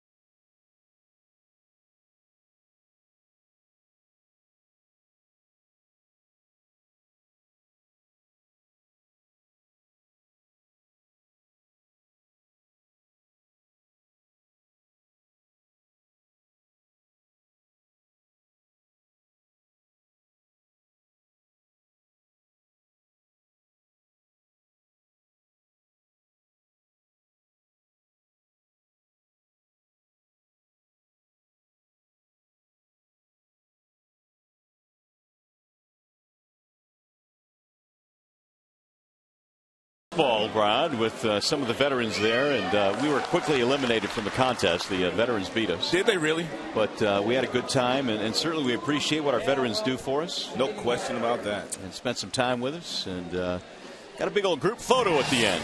So thanks to Doug Pfister, who came along today. And thanks to the folks at the VA hospital here in downtown Detroit for hosting us. Meanwhile, Ryan Rayburn will lead things off here in the bottom of the fourth inning. It'll be Rayburn, Bosch, and Santiago. 7-8-9 facing Blackburn. Breaking ball sails away, 1-1. Very impressive for Doug Pfister to get up and then make that appearance with you, even though he's going through his own struggles on the mound, as he did in last night's game. You can never do too much in the community where you play. No doubt. And Doug was certainly willing to come today. Had a good time. That makes you feel a little bit better about yourself. It really does. And it puts baseball into its proper perspective. We're walking out today after the program had ended, and one of the veterans walked by and looked at Doug without even introducing himself or showing that he knew it was Doug Pfister, and he said, "Young man, you need to work on your changeup." And Doug said, "Yes, sir, I do." It was a funny moment today, but we had a great time. 1 ball, 2 strikes. Pfister, by the way, is a pretty good Wii player. Here's the 1-2 from Blackburn. Missed it high. 2 balls, 2 strikes. Something that I've never really gotten involved in, and that's the video games. I guess my generation, it was past us, I guess. Yeah, I got involved when my kids were really small. Of course, they used to kill me all the time, which made it even more frustrating. 2-2. You know, when your kids are 5 and 6 and 7 and they're beating you on in video games all the time. Exactly. They've got that hand-eye coordination that I wouldn't even play mine. It eventually passes you by. Here's the 2-2, and it's lined right at the third baseman, Plouffe. So Rayburn now 1 for 2, a double to go with his line out.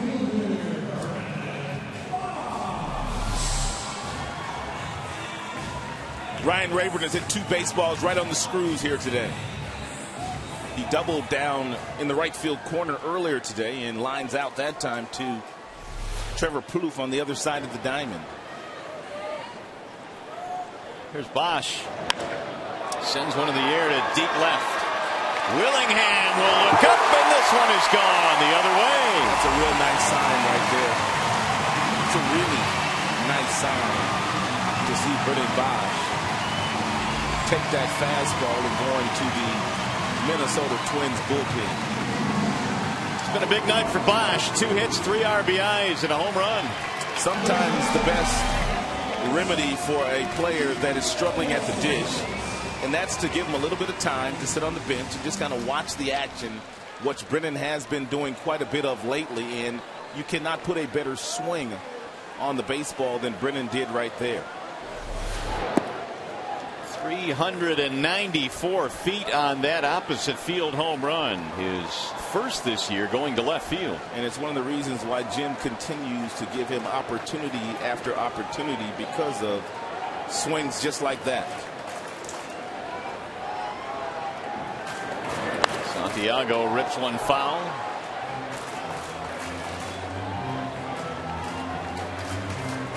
One ball, 1 strike. The home run for Bosch is 8. We talked about it his first time up. Sometimes getting that first base hit your first time up will relax you.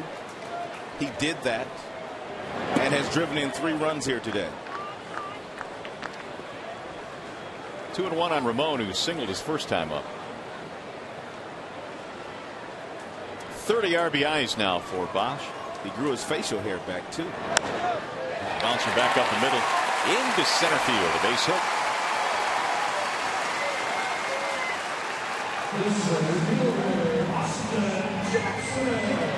So the bottom 3 in the lineup for the Tigers tonight have 5 hits. Here's Jackson.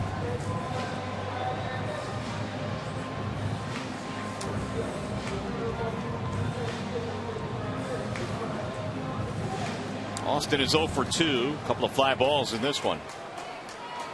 Tigers now have 7 hits. The Twins have 6. Minnesota leads it though, 6-4.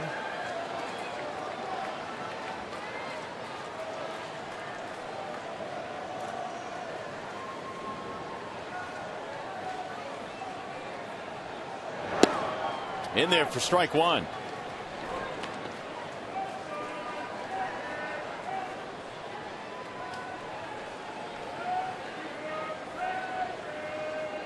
Jackson came in 5th in the American League in batting average.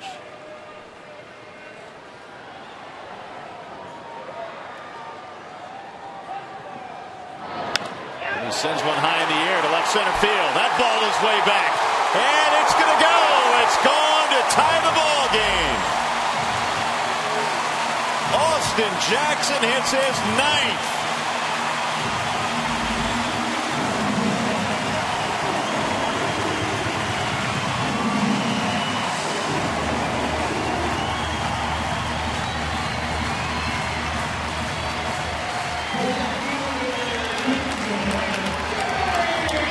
Second home run of the inning for the Tigers.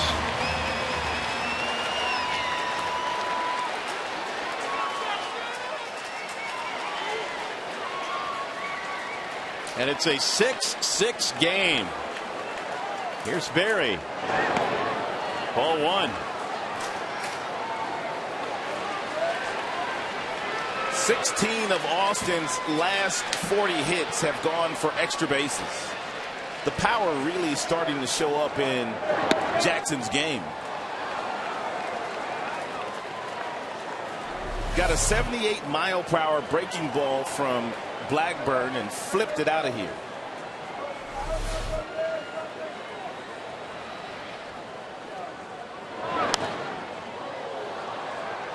Two balls, 1 strike. Somebody make a nice play out there? I think so. Oh, what a grab.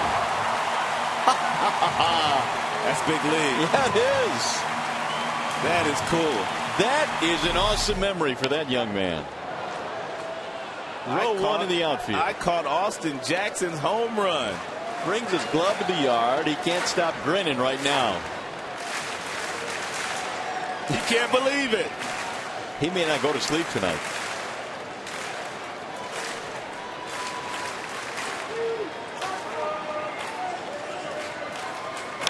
There's the bouncing ball hit to the right side. Casilla at second base will throw out Barry. And there are two gone now. Tigers fight back to score 3 and tied up. Doesn't take long with technology these days. Mom and Dad already getting text messages. Smile for the camera.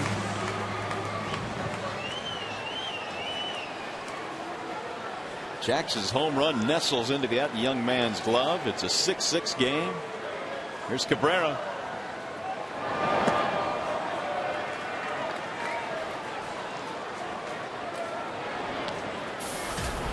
Miguel tonight is 0 for 2. Flat out with the bases loaded back in the second to end the inning. Ball high.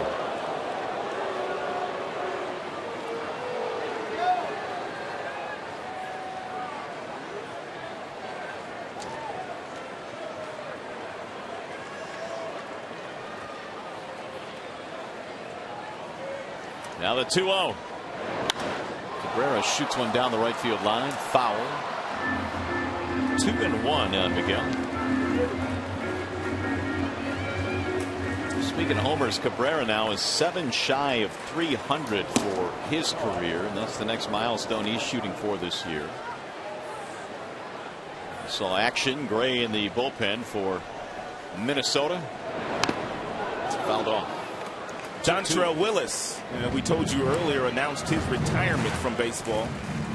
Yesterday, of course, he came over with Miguel Cabrera in that deal with the Florida Marlins back in 2008.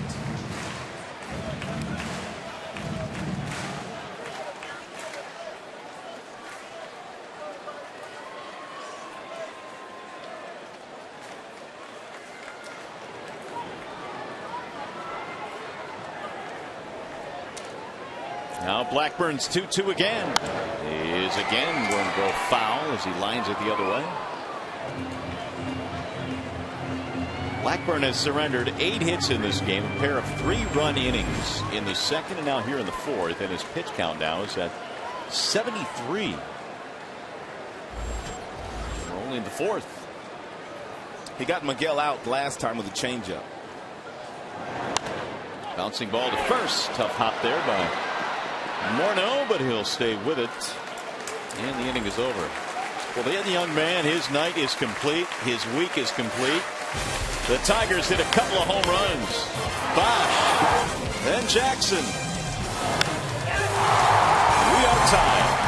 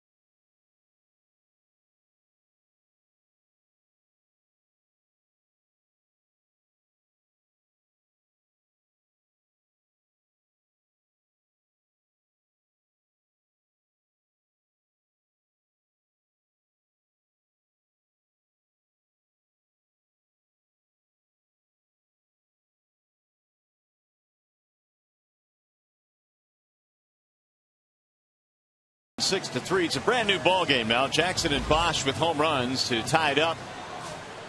And so Ortega back at the hill as we go to the 5th inning, and it'll be Ben Revere to lead things off. Revere, then Mauer, and then Willingham. Ortega took over in the 3rd frame and probably gave up a 2-run homer to Trevor Plouffe, but since then has settled in. A couple of hits for Ben Revere in this game, and he looks at ball 1.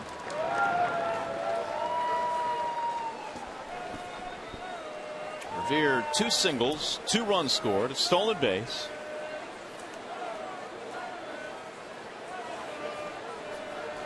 Now the 1-0, and it's outside. 2 balls, no strikes.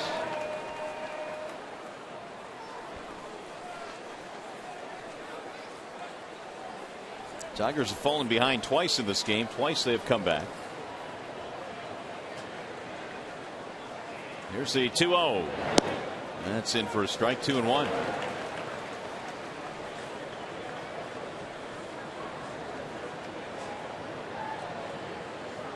Revere, with his steal tonight, now has 16. A couple of times in the minor leagues he stole over 40. Here's a 2-1 pitch. Outside. 3 balls, 1 strike.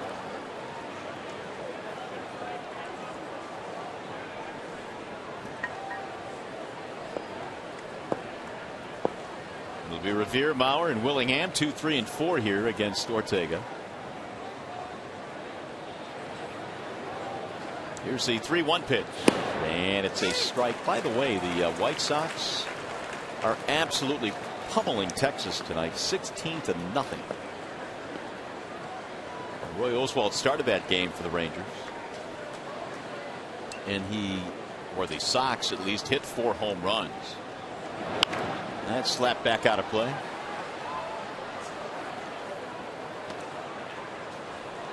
And I'm done now with 25 home runs. We haven't even gotten to the All-Star break yet.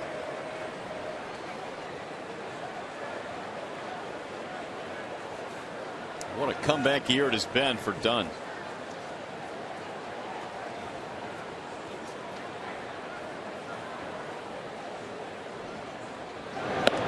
Ball high, didn't want to do that.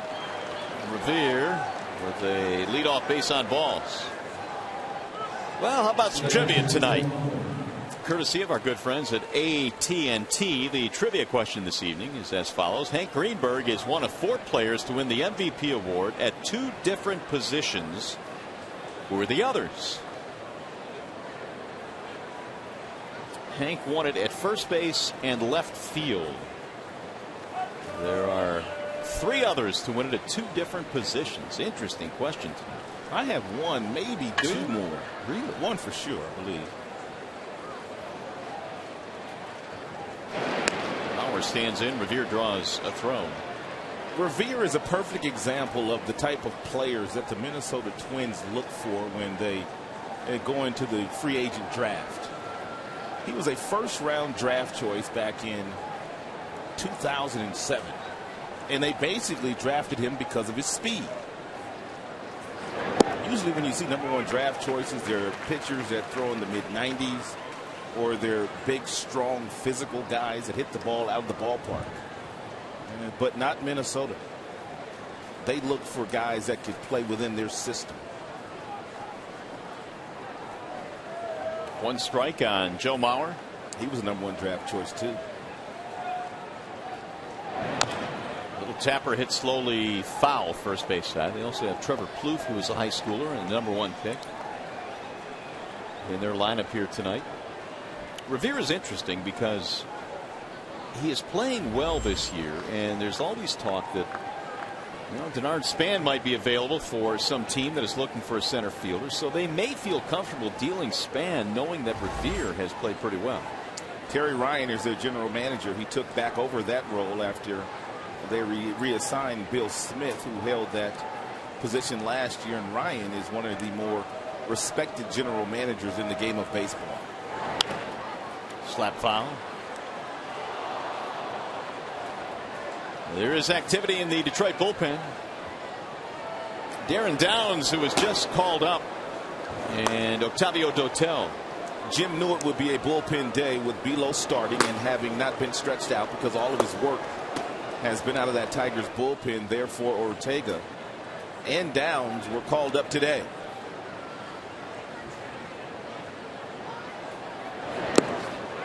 And Mauer swings right through it.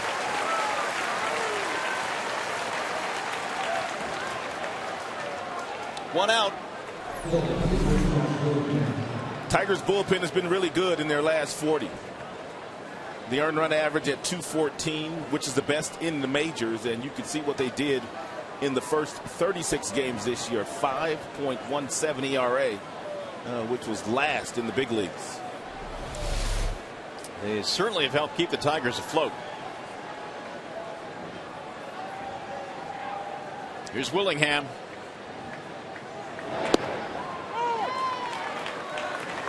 Big night for Willingham. He homered in the third, sac fly to drive in a run in the first.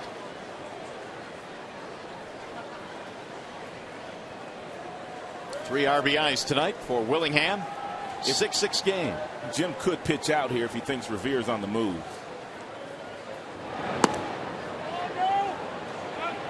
They will appeal. He did not go.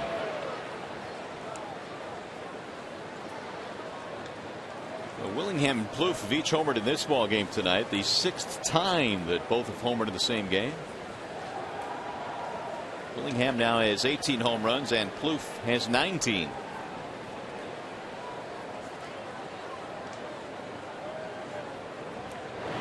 Swing and a miss. If I were to ask you at the beginning of the year who would be leading the Twins in home runs heading into the All-Star break, would you have guessed Plouffe? No, I would have said Willingham.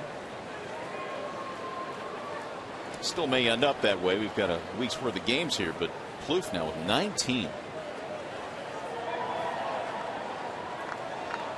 1-2. Ground ball left side. Santiago can't haul it in. That'll put 2 aboard. Ramon tried to backhand that ball.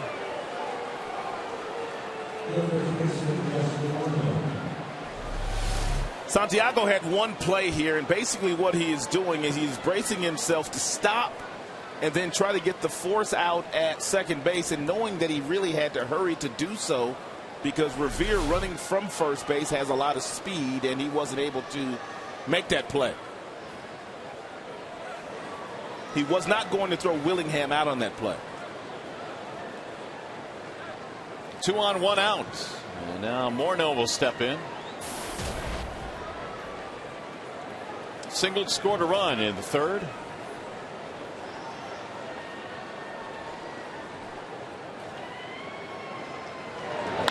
And he drives one in the air to right field. Bosch going back, still going back to the track to make the catch. Revere tags and he'll move to third base.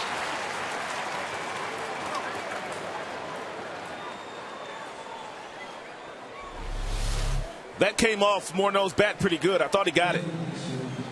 But it looks like it was right on the end of the bat.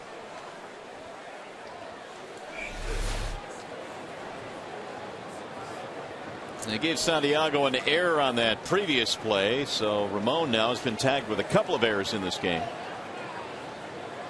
We'll see though if Ortega can pitch around it here with Plouffe stepping in. That does not happen very often. And with Danny Worth going down to the minor league, Santiago probably has the best glove in the Tigers infield. One strike on Plouffe.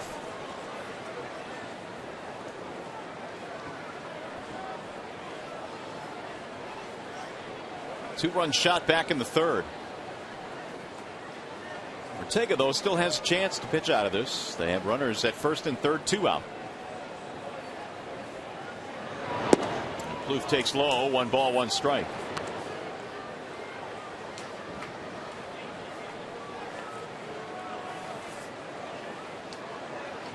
Two home runs in this game for Minnesota, Willingham and Plouffe, and for the Tigers, Jackson and Bosch.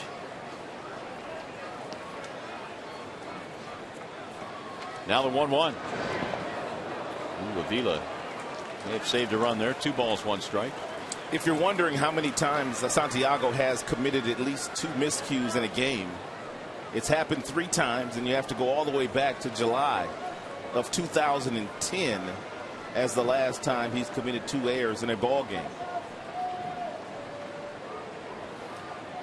It's been a while, but it's happened again here tonight.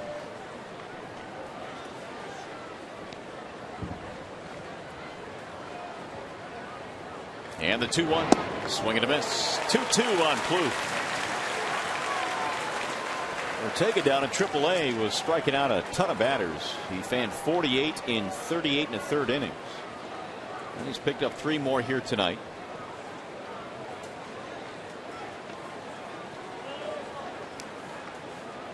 Vila trying to guide him through this 5th inning. Here's the 2-2. Swing and a miss. He struck him out. Plouffe goes down. 4 strikeouts for Ortega. Tigers baseball tonight, presented by Bell Tire.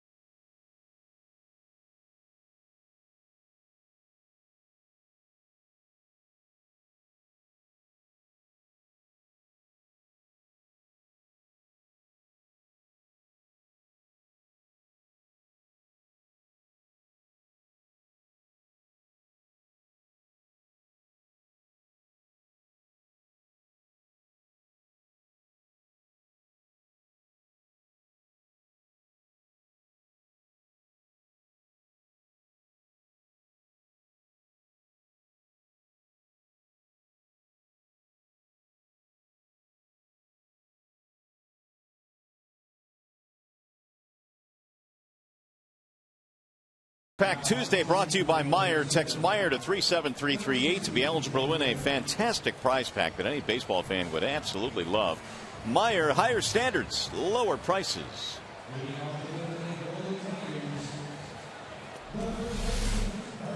Well, we have a good-looking crowd here tonight, and that young man enjoying Tigers baseball, enjoying a comeback because the Tigers trailed 6-3, now 6-6 game, and the Twins will be going to the bullpen now as Jeff Gray comes in for Minnesota. Told you earlier this year that the Minnesota Twins have had to get at least 4 innings or more on 33 different occasions out of their bullpen, and they'll need to do that once again here tonight with Gray coming in the bottom half of the 5th. It'll be Fielder to start things off. Prince takes ball 1 outside. Fielder, then Young, and then Vila. Prince tonight 1 for 2, single and a bounce out.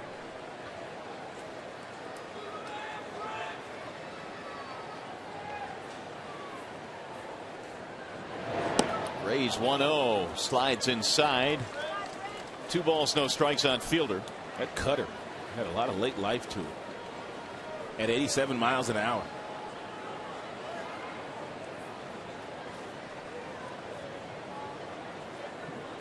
Ray out of Texas City, Texas. Ball 3.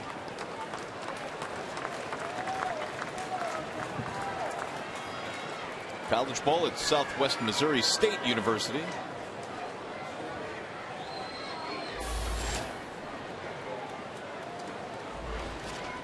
Delman Young waiting on deck. Fielder way ahead, 3-0. And he takes strike 1.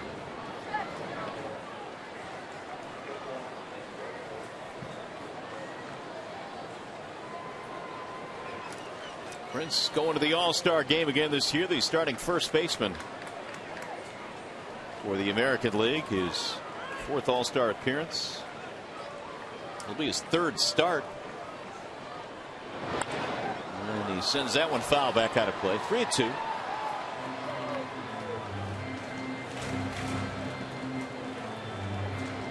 Fielder also will be swinging for the fences in the home run hitting contest.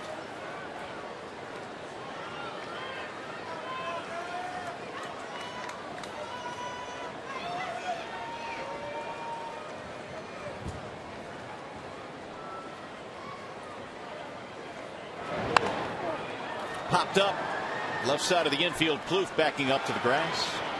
1 gone.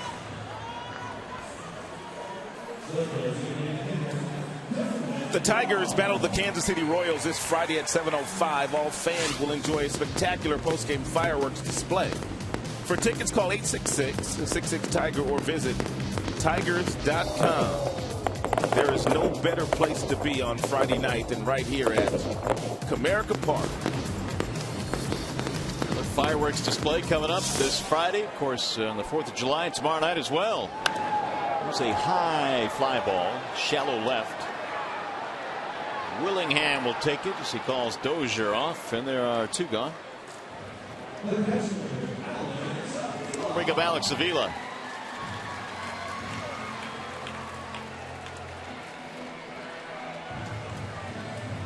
Avila single and a strikeout.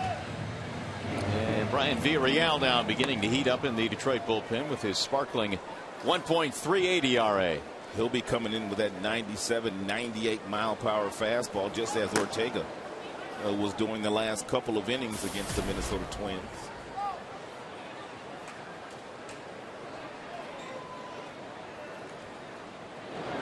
Avila takes ball 1.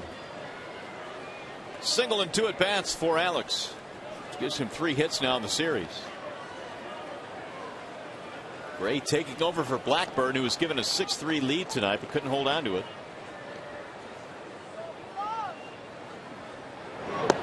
And a strike called. 1-1.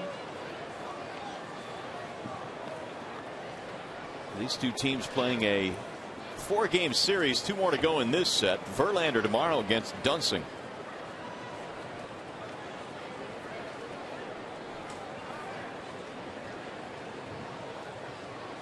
The 1-1. Grounded foul. 1-2 on Avila. Tigers tonight have 8 hits and 6 for Minnesota.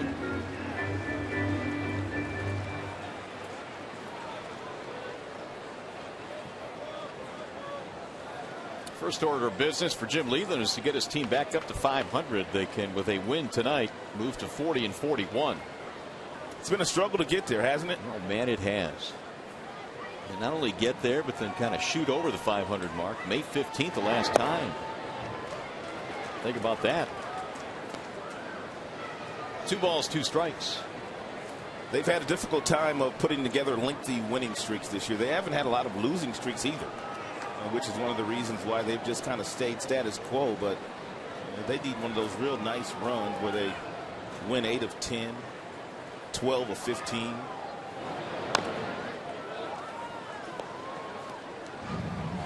Two on Avila.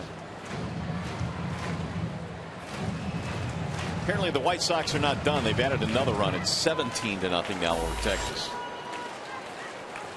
Their offensive numbers will shoot up tonight. Rayburn waiting on deck. Ray in search of the 1-2-3 5th inning.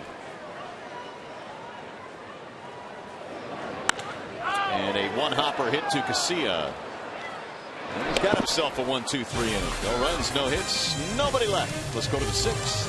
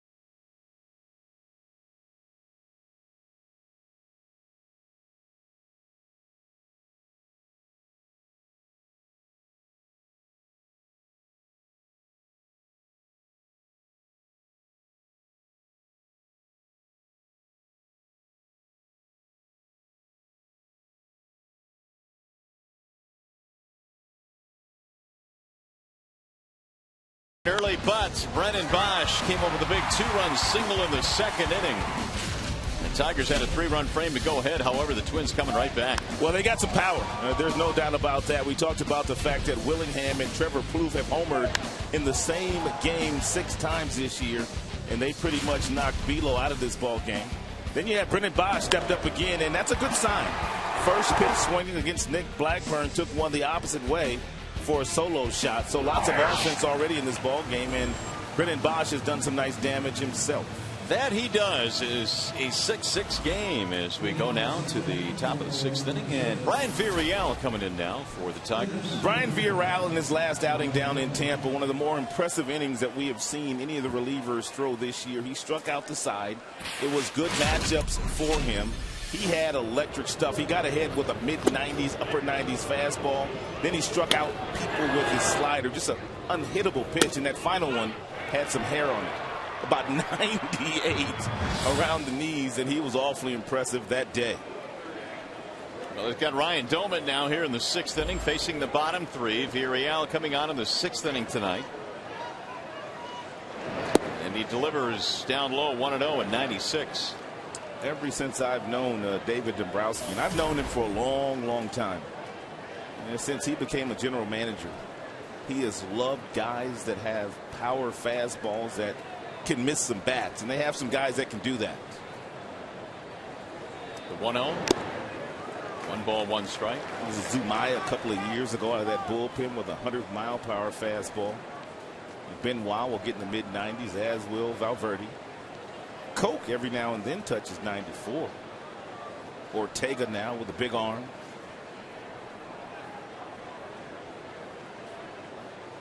Here's the 1-1 pitch. Ball high, 2 balls, 1 strike. Well, we saw Villarreal last year, and from last year to this year, there obviously has been a big improvement. Where has that improvement been? His slider. The fastball's always been a great pitch, but he really couldn't command his slider last year. This year, he's commanding his slider and getting lots of strikeouts with that pitch. Fouled away. And once he starts to throw that slider more to left-handers, he will start striking out more left-handed batters too. Now would be a good spot for one, if he has the confidence in throwing it. Jeff Jones has been able to take it easy every time Villarreal comes into a game. It's been that good. No, another fastball here.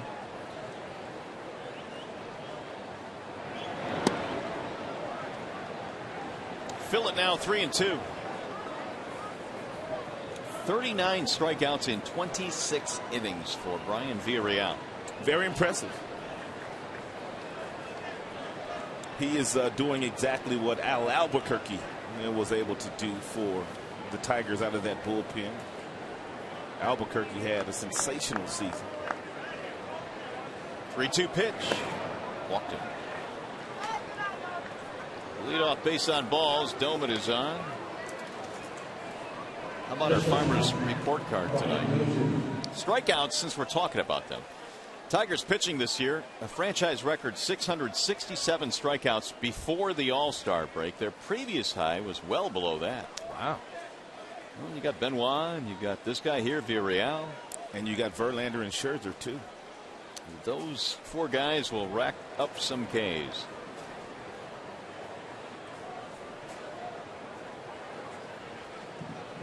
Dozier hits one in the air. Shallow left center field. Santiago calling and catching. 1 gone. And right now back to the studio we go. Let's check in for a game break with Mickey York.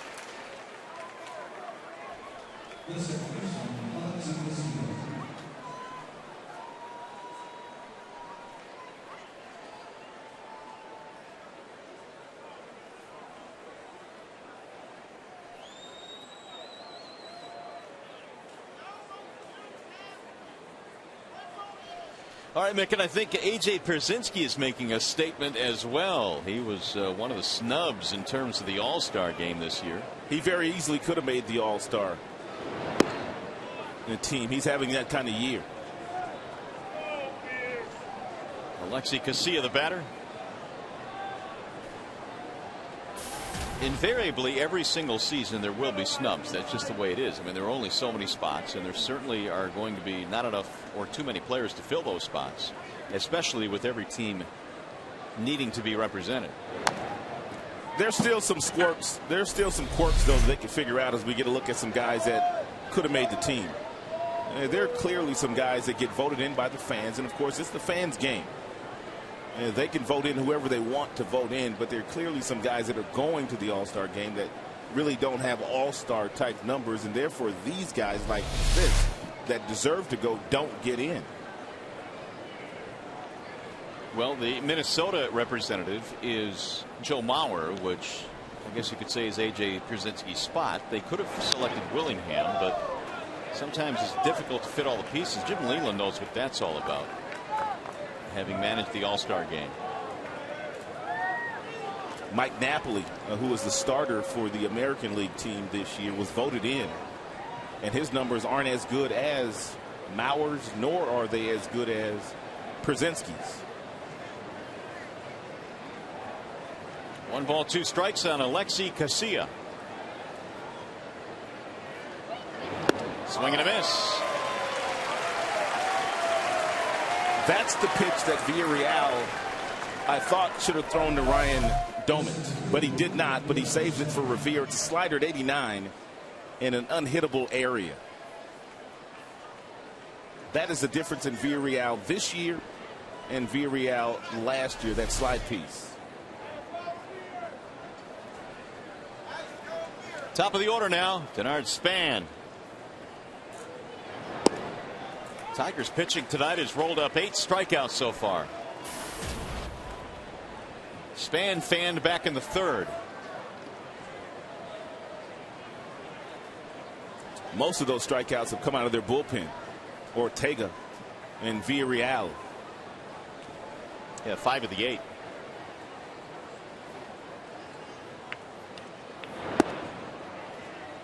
Ball low. 1 ball, 1 strike.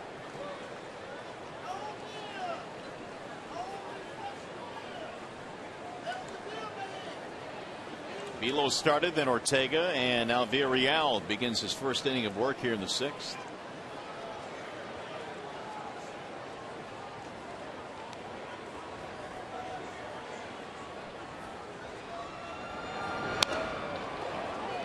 One and 2.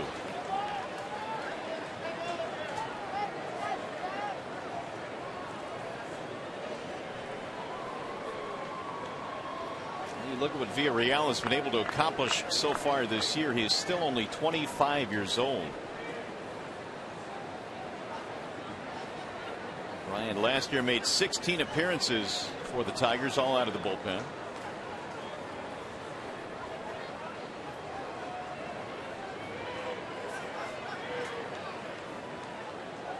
And the 1-2.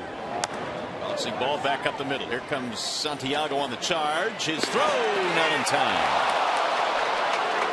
That'll be an infield hit for Span.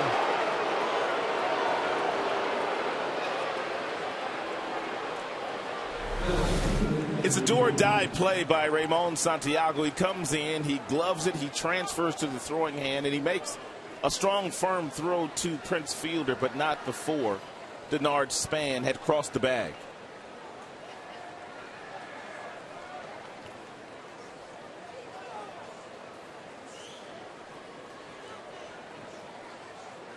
So the inning's still alive now as Revere will step in. 6-6 game. We're in the 6th. And Revere's been on base 3 times. Walked his last time to go with his 2 singles. Revere is hitting .332. In there for a strike. Really the only part of his game right now offensively that there's not a whole lot of his power. He went over 1,500 at bats in the minor leagues and hit only 5 home runs. And the Tigers pretty much in his career have been able to handle him. In 19 games, Revere batting only .154. The 0-1 is outside. 1 ball, 1 strike. And that's after 4 hits the last 2 days. Huh. Well, the speed certainly can change games. Twins with runners in scoring position, hitless tonight, 0 for 4. Villarreal trying to keep it that way.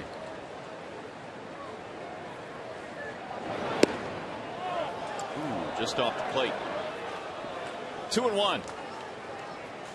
If Revere is able to slap one of these mid-90s fastballs to left field with Barry playing so shallow, Barry will have an opportunity to throw out Domint, who was on second base. Domint doesn't run well.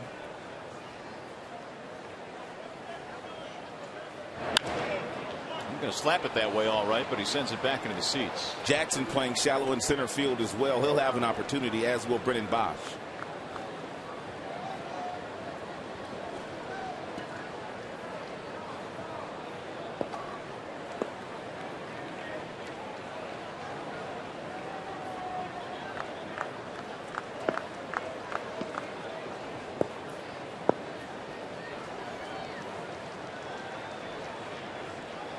Two balls, 2 strikes on Ben Revere. With 2 men on. Right back to the mound. Leaping catch by Villarreal.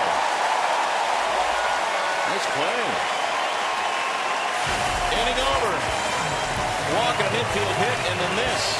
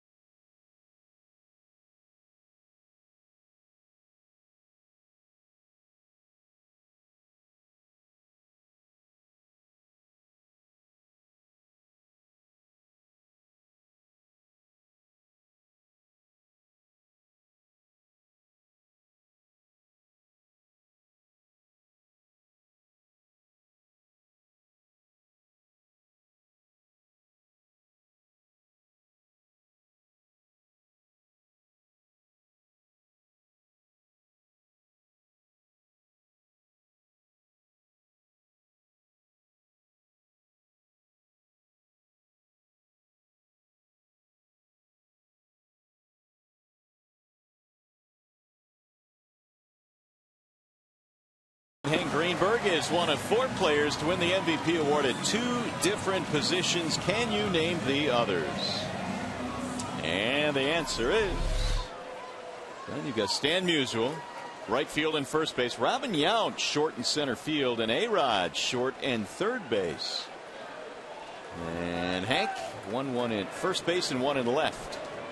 Good question tonight. Which one did you have, Rob? I had Yount, and I also guessed Frank Robinson. Rayburn fouls it back.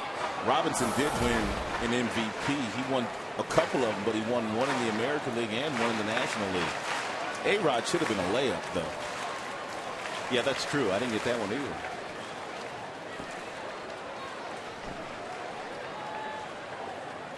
Rayburn, Bosch, Santiago facing Gray. We're in the bottom of the 6th. And a wave and a miss. 0-2 on Ryan. A couple of hard hit balls tonight. Has an RBI double, lined out to third back in the 4th inning. Well, the relievers have kind of come into this game and slowed down both offenses.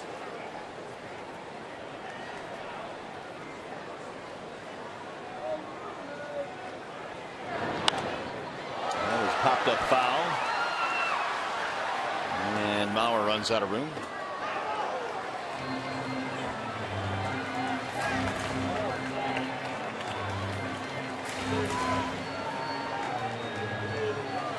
Oh, 2 on Rayburn.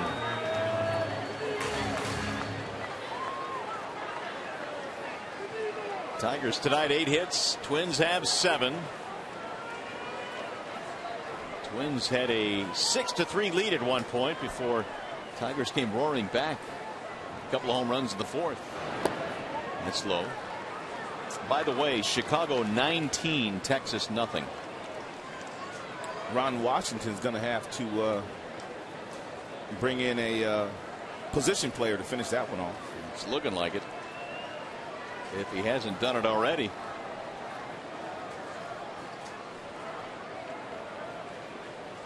The 1-2 bounces in. 2 balls, 2 strikes.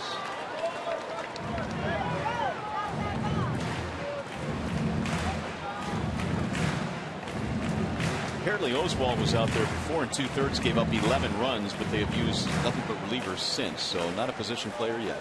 Well, first game of that series, you can't go to your bullpen too often unless you have to go down to the minor leagues and make a move. And the 2-2 back out of play. Chris Sale on the hill for the Chicago White Sox. Do you think he can hold on to that lead? Yeah, he's lights out this year. ERA about 2.27 coming into action. He's already won 9 games. Could very easily be starting the All-Star game next Tuesday in Kansas City, but he's in line to get a start on Sunday. Rayburn hits it high in the air down the left field line. He's going to pull it, though. Made a bid, but he got out in front of it.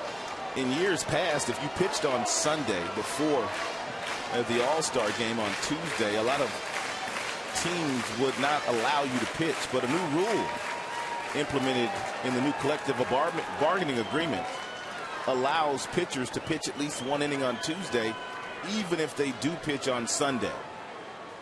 There really had been a lot of tweaks to the All-Star game over the past couple of years. Swing and a miss, and Rayburn is out. 1 gone. Gray has his first strikeout. He's retired 4 straight since coming in. Baseball, I think, has been slow to changing much of their traditions, but ever since we had that situation in the All-Star game where we had a tie game, running out of players, things have really changed. They've now made the All-Star game up for grabs for home field advantage for the World Series. Bosch has a home run in this one tonight and 3 RBIs. I don't know about you, but I kind of love the way the game is. Me too. I mean, there's no clock on the game. I mean, you really can't speed it up. I think wild card, the implement of that, was a tremendous move by Bud Selig. Created a lot of excitement down the stretch for some other teams that normally wouldn't be in the thick of things. And now they've added a second wild card, which will create, I would think, even more excitement, or the potential for more excitement in different cities around the league.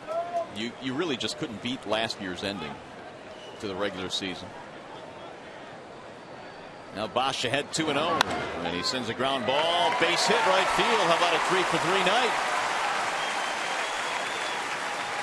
It's been a really good night for Brennan Bosch, and it all started the first time that he came up with runners on second and third. The infield relaxed. He hit a bullet right by Alexi Casilla, drove in 2, and then his next time up, first pitch swinging against Nick Blackburn. He plays long ball the opposite way into the Minnesota Twins bullpen, and when you get yourself ahead in the count, 2 balls and no strikes, you try to catch it out in front, and he did that, and he hit one between first and second.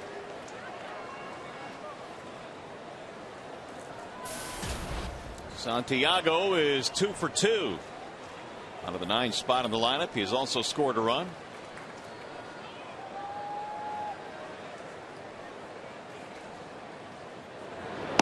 And he looks at ball 1 outside. That is now 9 Tigers hits in this game. Brennan Bosch is not a base stealer by trade, but if you forget about him over at first base, he has decent enough speed that he can get himself a good jump and steal a bag.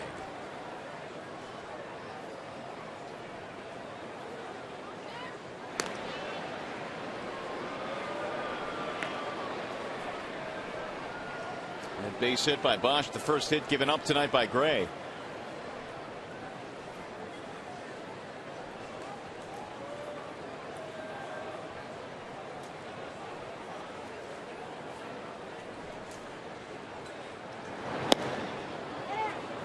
1 ball, 1 strike.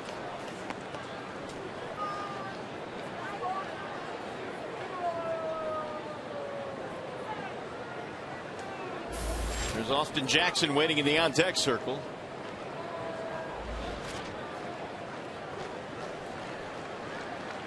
Santiago looking for a 3-hit game as well.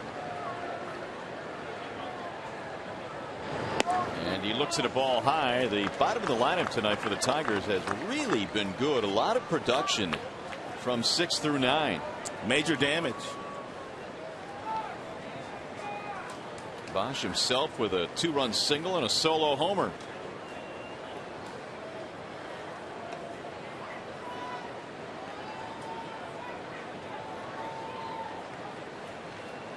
There just are going to be many nights throughout the course of the year where the big guys, and for the Tigers that's Cabrera and Fielder, are not going to get it done. It's impossible to do it every single night.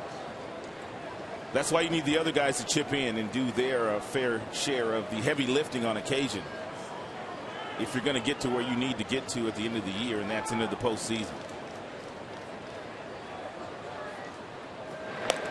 I don't think I have ever seen Prince Fielder without a smile on his face. Me either. He just loves playing this game.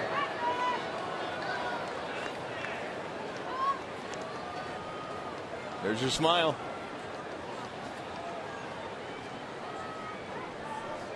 On the field, in the locker room.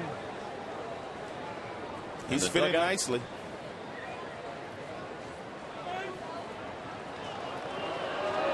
Gray is stepping off. A big crowd here tonight. Waited out a 1 hour and 30-minute rain delay to get this one going. We've seen a lot of action already.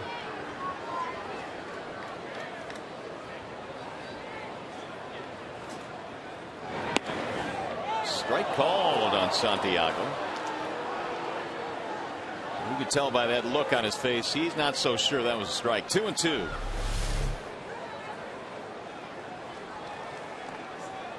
Mr. Foxtrack says he didn't think so either.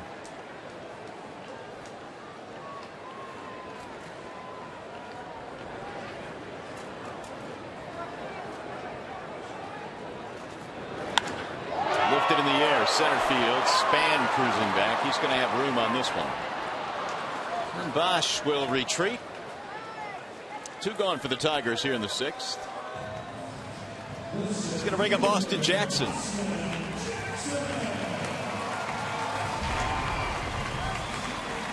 Jackson hit a 2-run shot back in the 4th inning. That tied the game at 6. It has been that way since. Austin Jackson hit 243 last year in his sophomore campaign and up to 322 this year with power numbers to back up that impressive batting average.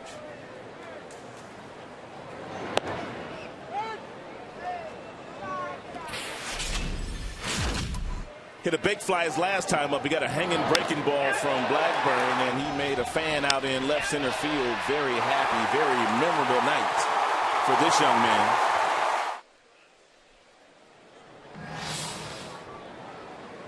The 0-1 runner goes. Here comes the throw to second. The tag is in time. Bosch is out. And that is that for Detroit. No runs, 1 hit, nobody left.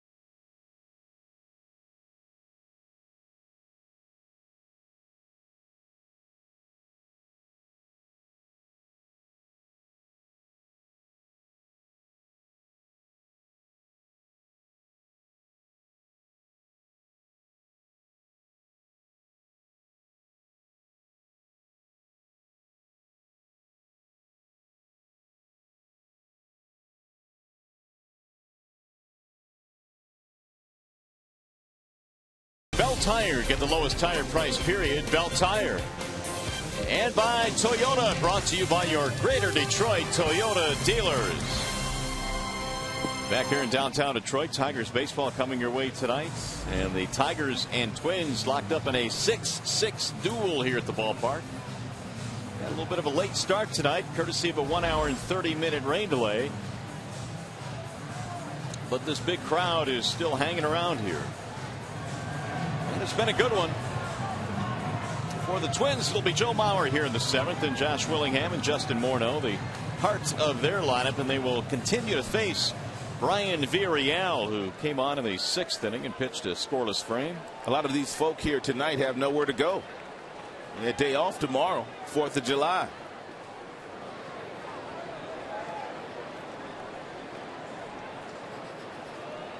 Well, they're hanging out at right field. And really all over this ballpark. 36,756 your attendance here tonight as Villarreal goes back to work.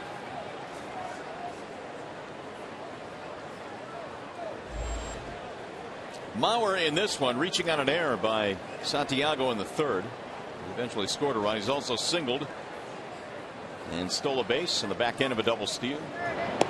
Way outside from Villarreal. 1 ball, no strikes on Joe Mauer. Sits safely now in 12 straight. 5-time All-Star with his selection this year. Who has more national commercials? Him or Justin Verlander? Might be a dead heat. They're both very popular. It was Mauer, but Verlander has really come on after his monster year last year. Strike call, 1-1. I think they ought to fit us into some of those commercials, don't you? Absolutely. Verlander goes tomorrow.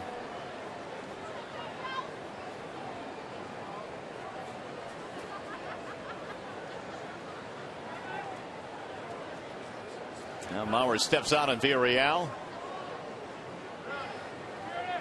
Brian gave up a walk and an infield hit in the 6th inning, but got out of any further trouble when Revere lined one right back at him.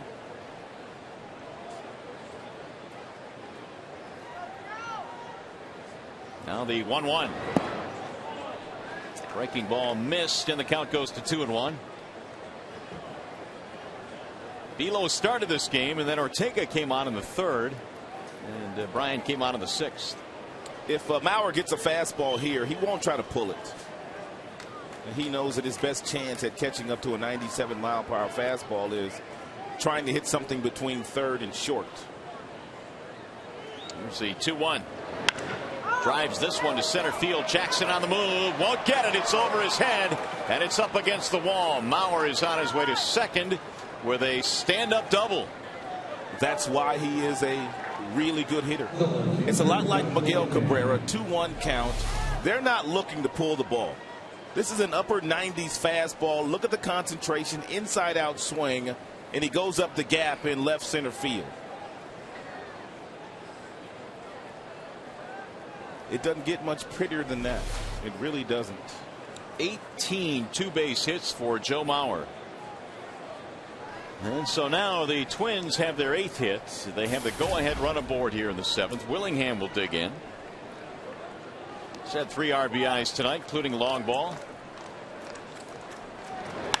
And he shoots one in the air to right field. Bosch is on the run. Can't get it. It'll go to the wall. Let's see if it scores Mauer. He was holding up. Now they'll stop him at 3rd. And the Twins have runners at 2nd and 3rd. Nobody out.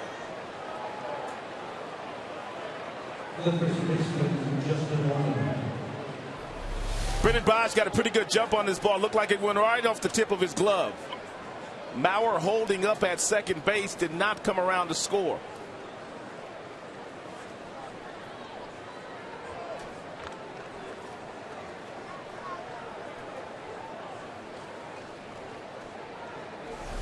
And now a tough spot for Villarreal with runners at 2nd and 3rd. Nobody out. 9th hit of the game. First base is open, and Morneau will be walked. And he almost threw the first pitch to the backstop.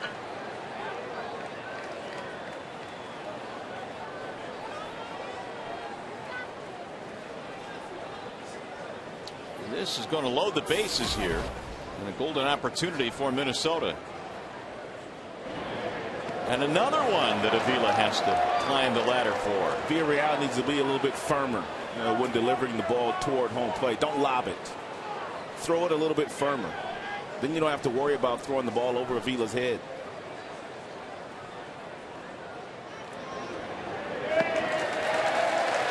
Sarcastic cheer from the crowd. 3-0.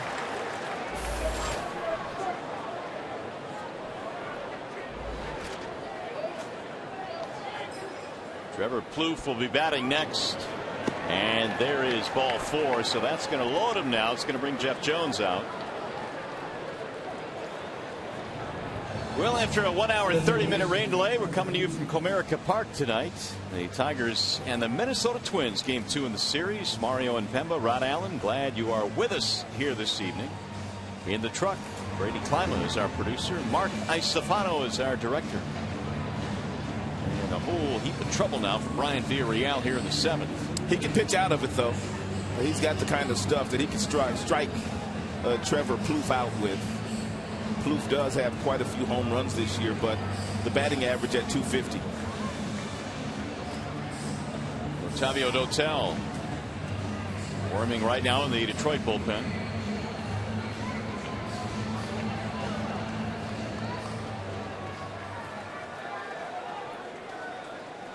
So here's Plouffe. 11 home runs and a 327 average in the month of June. Here in July already hitting 364 with 3 long balls. He hit one back in the 3rd. They are loaded up for Minnesota. A pair of doubles and an intentional walk.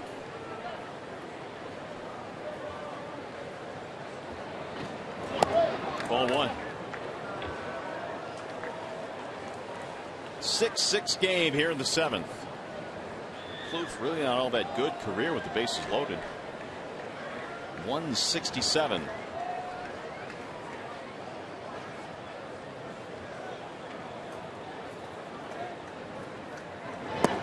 Now 2 balls and no strikes.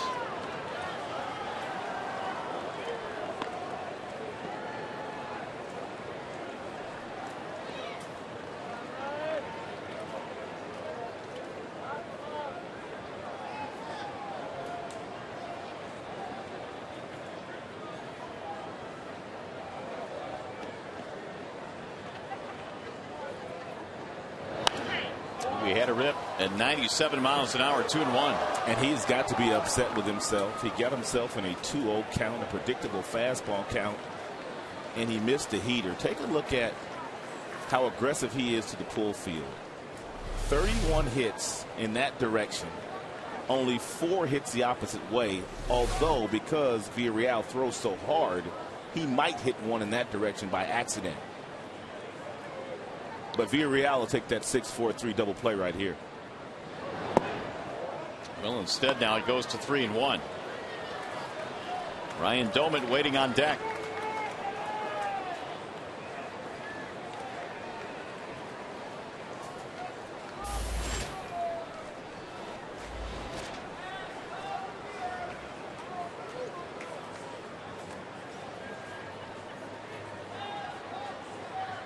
Three-one pitch. High fly ball. Shallow right center. Jackson coming on. Not deep enough to score the run.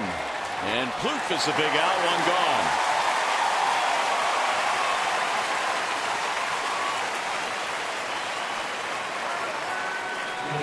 We're going to make that our Bell Tire pitch by pitch. Villarreal having a difficult time of locating the strike zone against Plouffe. He got away with a 2-0 fastball right down the middle. And then he got away with a 3-1 fastball right down the middle.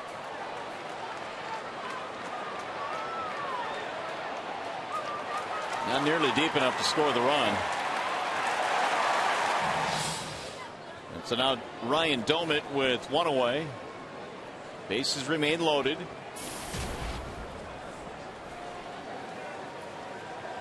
.370 for Doumit with the bases loaded in his career, and he swings and misses 0-1.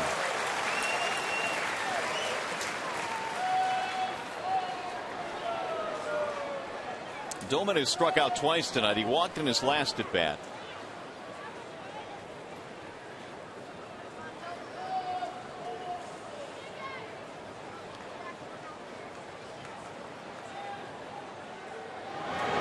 Ground ball foul right by Jerry White down to the first base coaching box. Now it's 0-2.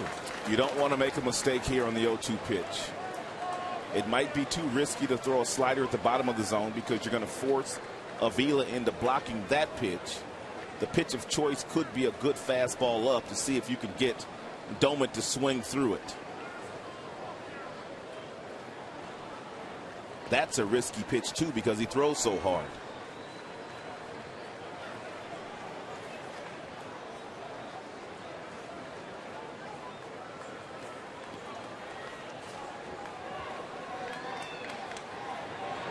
Outside.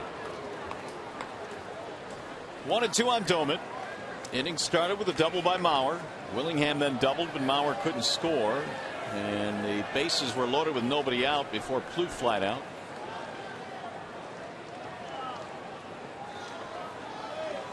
Doman trying to extend his hitting streak to 12 in a row.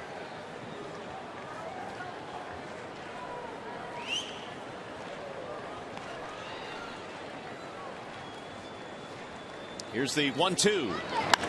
Driven high in the air to center field. Jackson going back, and he'll get there. This will get a run in.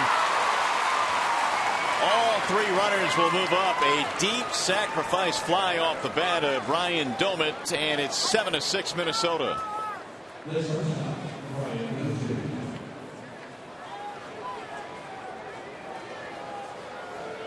There are 2 outs now.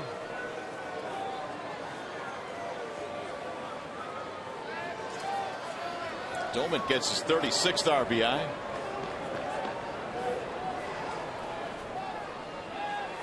He can bring up Dozier. He's 0 for 3 tonight. Couple of strikeouts and a pop-up. And a strike, 0-1.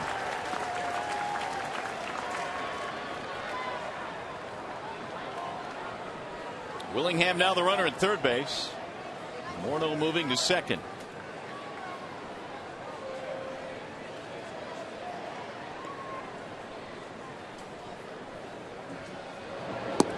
Strike call to the outer edge, 0-2.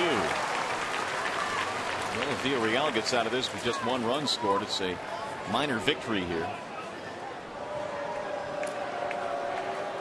He's got 1 more pitch to make, though, on Dozier.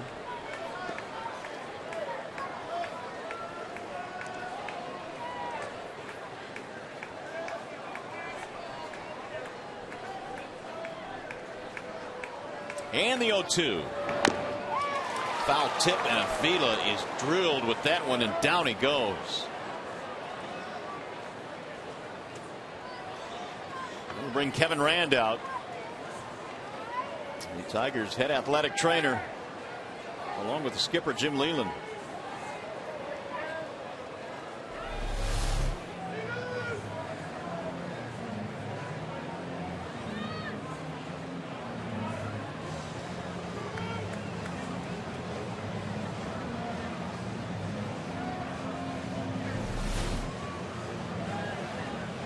Not exactly sure where that one got Avila.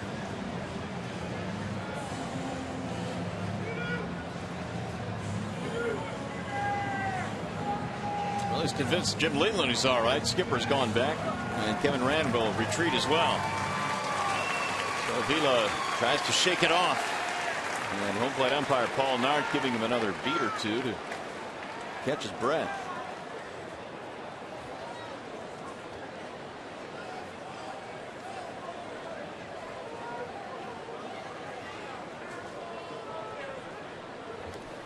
No balls, 2 strikes. And Brian Dozier.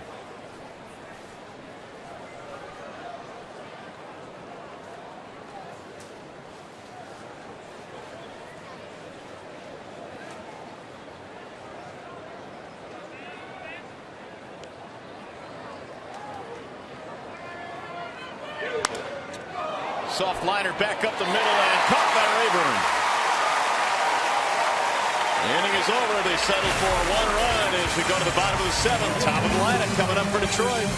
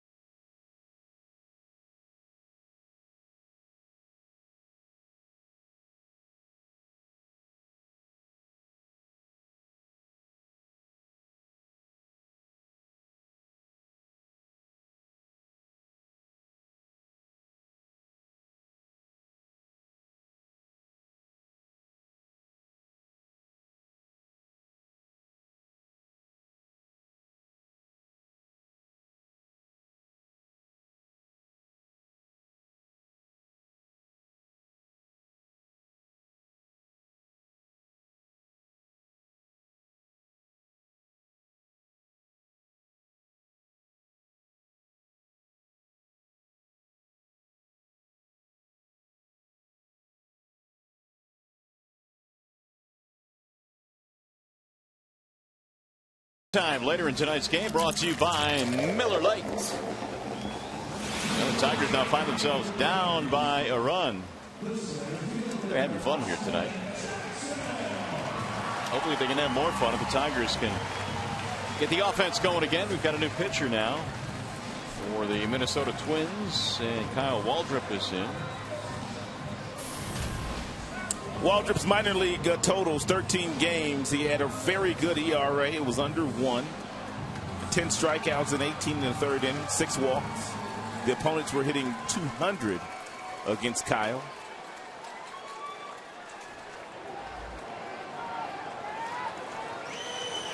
So it's the top of the lineup. It'll be Jackson, Berry, Cabrera in a 1-run game, 7-6 in favor of Minnesota.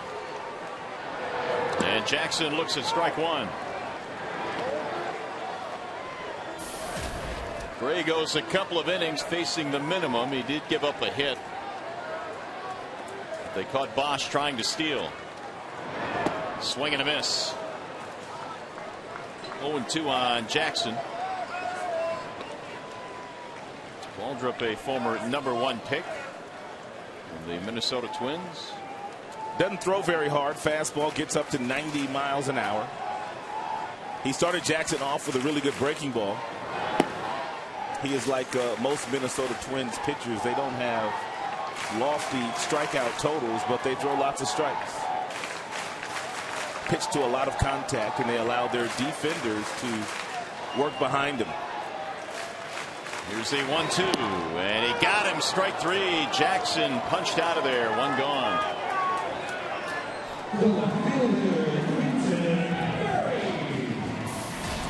Got a great way for you to keep up with your Tigers. You can follow them at the MLB.com at Bat12 for your iPhone, iPad, Android, and Windows Mobile. You can get live audio pitch tracking, video highlights, and more. Text that BAT to 31826, or you can simply visit Tigers.com for details. It's going to bring him Quentin Berry here with 1 out. Quentin is 0 for 2 in this game. He has some base on balls. Batting average now at .290.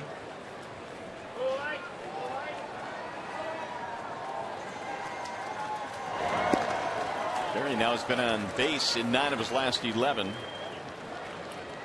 Pressure now for Waldrop to throw a strike here to Quentin Berry. If you walk him, you know it's pretty much an automatic double. And Berry may as well take a strike. Here's the 2-0. It's in for a strike, 2-1.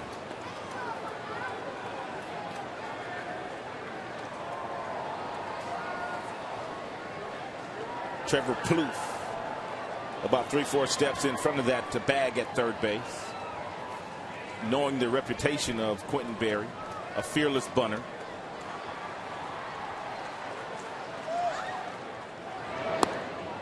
Ball low, now it's 3-1.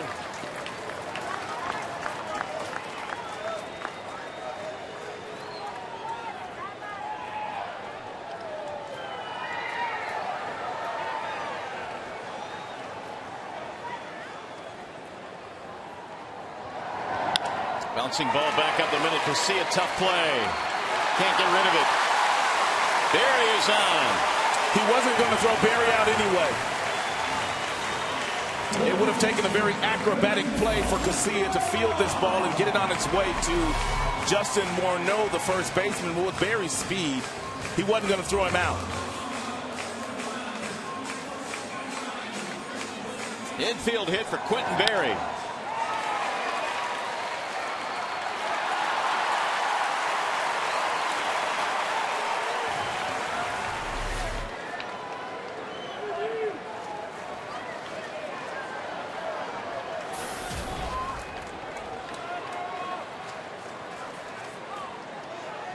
Cabrera stands in.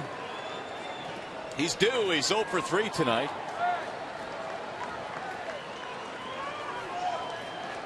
Tigers just picked up their 10th hit.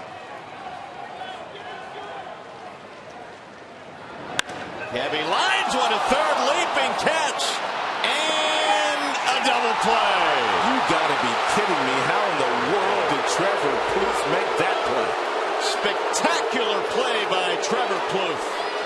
And if you're Cabrera, what more can you do? Wow. Tigers baseball tonight, presented by Bell Tire.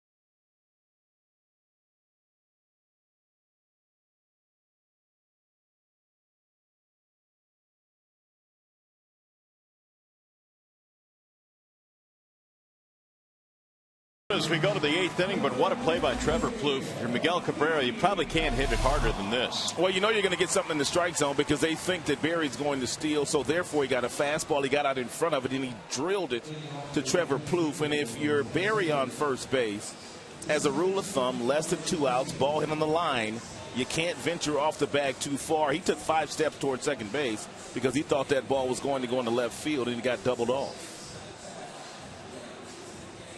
Meanwhile, Cabrera hit it hard, but you got to tip your cap sometimes. Plouffe made a great play. And he's had a big night tonight. Plouffe with a great defensive play and a home run. Joaquin Benoit is the new Tigers pitcher. He's had a nice year. Pitching in his 38th game, a 2.19 ERA, 48 strikeouts this year for Joaquin in 37 innings pitched. He's got that mid-90s fastball that he could spot very well, down and away from the left-handers and the right-handers, and a really good changeup and a breaking ball to go along with that mid-90s fastball. Here is Casilla to lead it off. And he slaps a butt down the third base line. Cabby backhands it. Got it. That's why they tell you when you're up there bunting, you have to stay in the batter's box and give yourself a chance to place the ball where you need to place it to beat it out. You can see his feet are moving. He's basically out of the batter's box when he makes contact with the baseball. And therefore not a very good swinging bunt there. And Cabrera able to come up, make a play, and throw him out. So Cabrera equal to the task on that one. Casilla kept off the bases. That'll bring up the top of the order now. Denard Span. 7 runs, 9 hits, Minnesota. 6 runs, 10 hits for Detroit. And Benoit misses outside 1-0.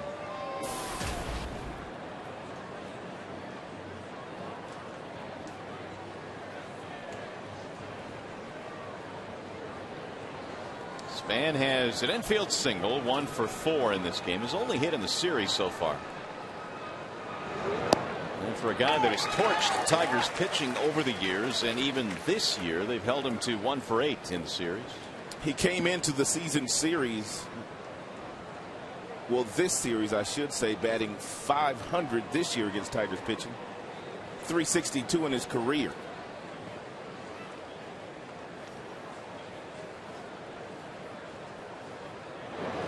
Showing bunt. Ball 2 on Span.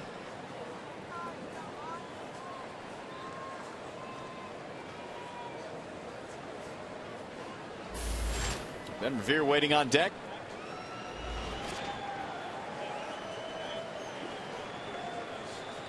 Denard batting .271.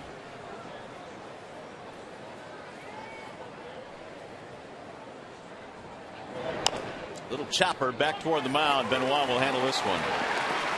2 gone.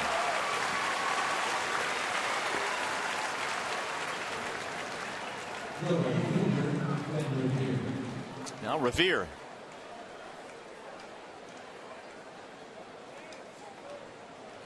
Two singles tonight and a walk for Ben Revere. Tiger bullpen, as we expected, was going to have to work overtime tonight, although Jim Leland was hoping for a little bit more length out of Dwayne Bilo. Bilo came out in the 3rd. Ortega took over, then Villarreal, and now Benoit. Leland typically does not like to use Villarreal for 2 innings, but he did so here tonight. There's a strike called on Revere, which means we might not see Villarreal for the next couple of days. Yeah, but they might not need him tomorrow either with Justin Verlander on the bump. Good point.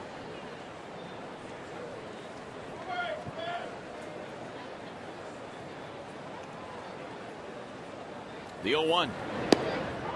A little bit outside. 1 ball, 1 strike on Revere.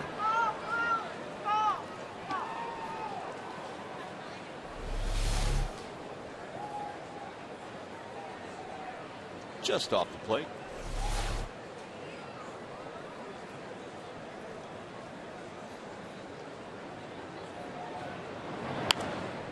Back out of play. 1-2 on Revere. Trying to get to Mauer, who's waiting on deck, and it was Mauer that started the go-ahead rally in the 7th with a double. 2 more hits tonight for Mauer. Joe Mauer starting to look like the Joe Mauer of a couple of years ago before the injuries. And it started to land him on the disabled list. Had a great month of June, and now continuing that here in July. Swing and a miss, and Benoit has himself an easy 1, 2, 3, 8th inning. Tiger Bats trying to come alive in the bottom of the 8th.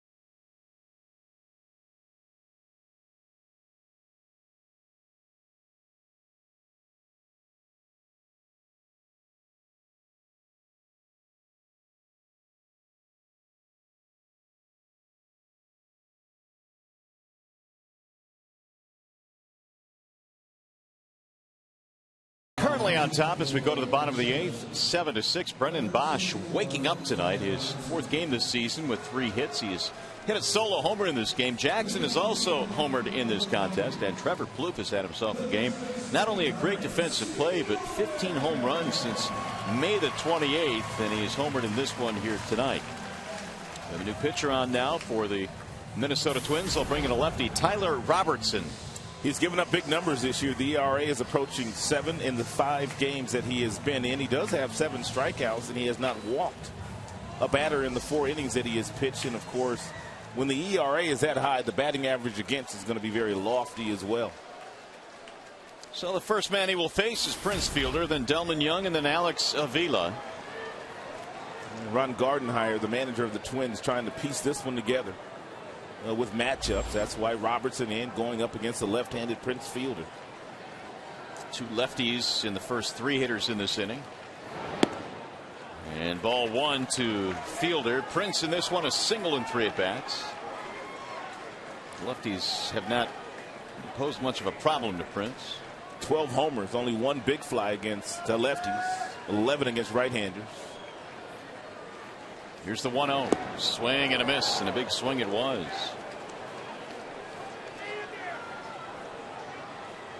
Tyler Robertson recently made his major league debut. It came against the Chicago White Sox toward the end of June on the 26th.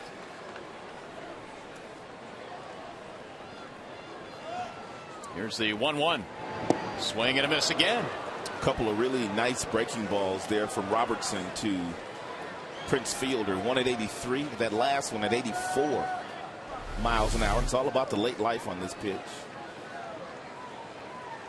Sliders are designed to look like fastballs that are right down the middle, and only when you start your swing do they begin to slide on you to the outside part of the plate. 2-2.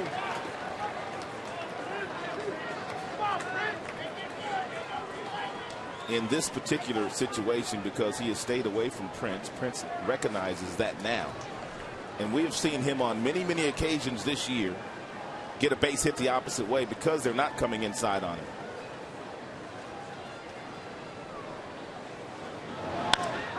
Skies this one in the air.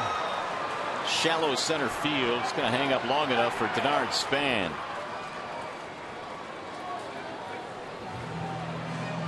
Don't forget, you can join us again tomorrow night for more baseball as the Tigers continue their series with the Twins. Coverage begins at 6:30 with Tigers Live. That's Tigers Baseball tomorrow at 6:30 here on Fox Sports Detroit. JV on the hill tomorrow, taking on these Twins. Here's Delman Young.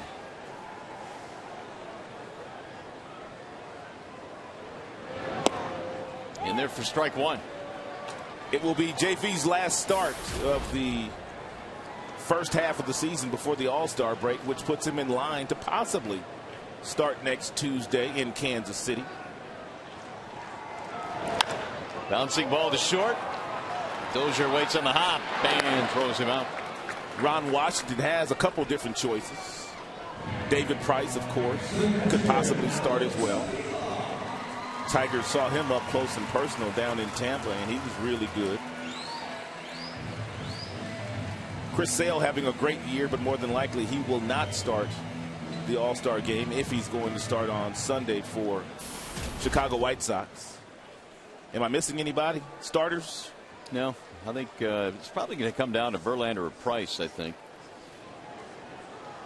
Now, there are others that certainly have the credentials to start that game. It's whether or not they fall into the spots where they can go. There's a strike called on Avila. I wonder if the manager Ron Washington will take into account the starters that have been elected by the fans by the National League as to whether he starts a right-hander or a left-hander. He could. The 0-1. I do know this, before Price came out of that game the other night with the stiff back against the Tigers, he was looking really good. He's one of the best left-handers in the game, power left-handers. 1 ball, 1 strike out of Avila. We're in the 8th inning in a 7-6 ball game here. The Twins on top.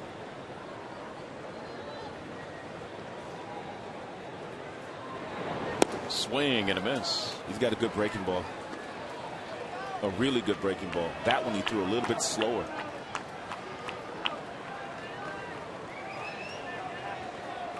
Robertson came to the big leagues when Matt Capps, their closer, was placed on the 15-day disabled list.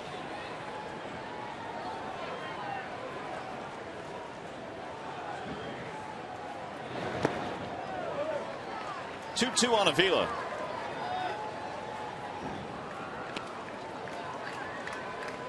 Robertson was really getting it done down at Rochester. Their AAA team did not allow an earned run in 21 of his final 23 appearances, so he got the call.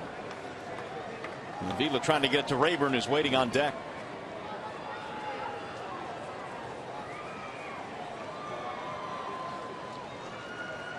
And the 2-2. Ground ball to second.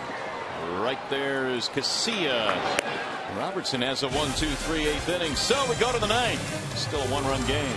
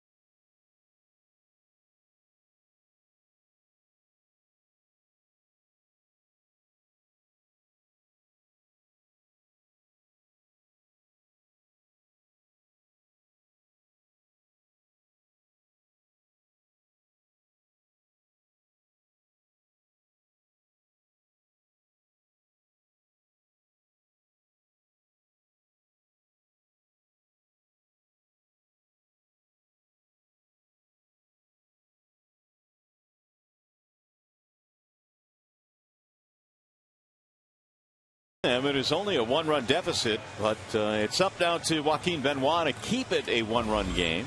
As we go to the ninth inning, Benoit still out there, had an easy eighth, which made the decision easier for Jim Leland to run him back out there here in the ninth, and he will face Mauer, Willingham, and Morneau.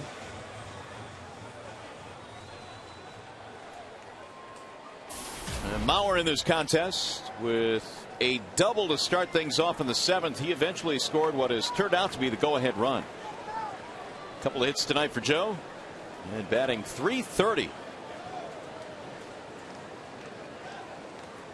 Benoit had a 1-2-3 eighth, a couple of grounders and a strikeout. And the ninth inning is underway as Mauer takes ball one.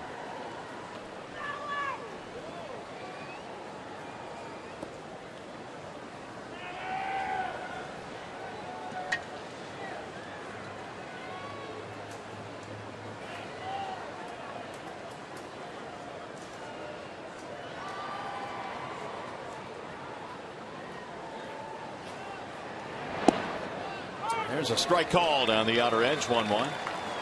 Mauer has won 3 batting titles in his career, and the swing that he has going this year looks much more like the guy that won those 3 batting titles. Had some leg weakness at the beginning of last year that he never could really get over, and Mauer had a substandard year last year. 2 balls and 1 strike. He hit .287 last year, which by his standards is low. And when you look at his career numbers against Benoit, 0 for 8.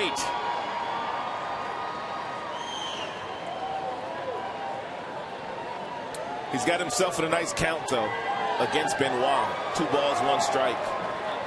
But it's not a given that Joaquin will give Mauer a fastball here. An off-speed pitch might get you a ground ball to the right side of the infield. Here comes a changeup. The 2-1 coming home, and it's outside. 3 balls, 1 strike. Willingham will be next, and then Morneau. White Sox and Indians both winning tonight. White Sox pummeled Texas, and the Indians beat the Angels.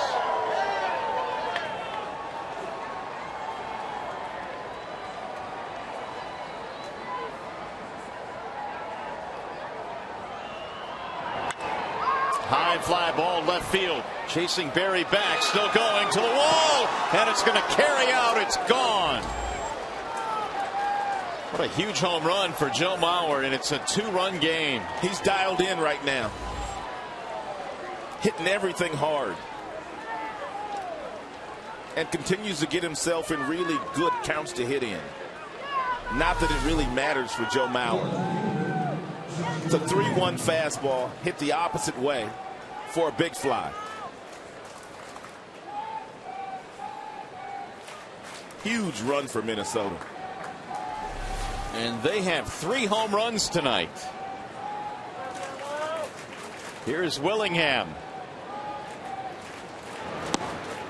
Strike 1 on Willingham. He has one of the other homers tonight for the Twins. 2-run shot.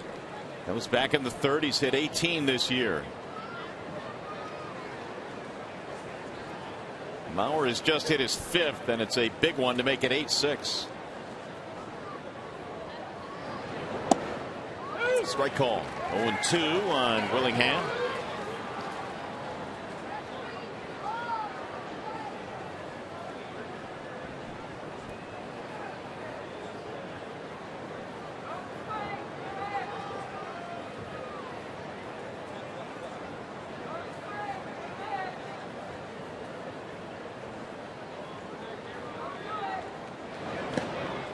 Vila unable to block that one. 1 ball, 2 strikes. Benoit had an easy 8th with the solo home run here in the 9th.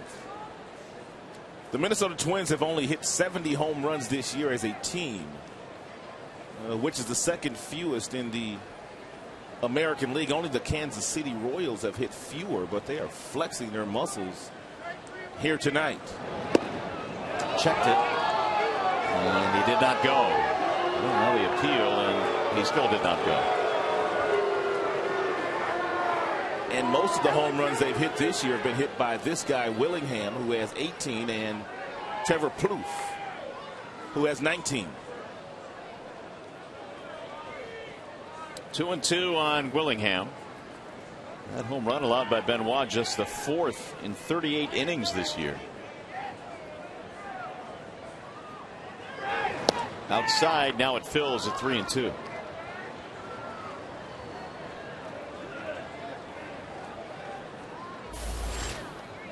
Justin Morneau waiting on deck.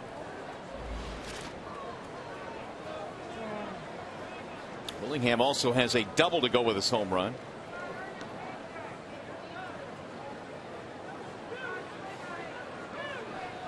And the 3-2.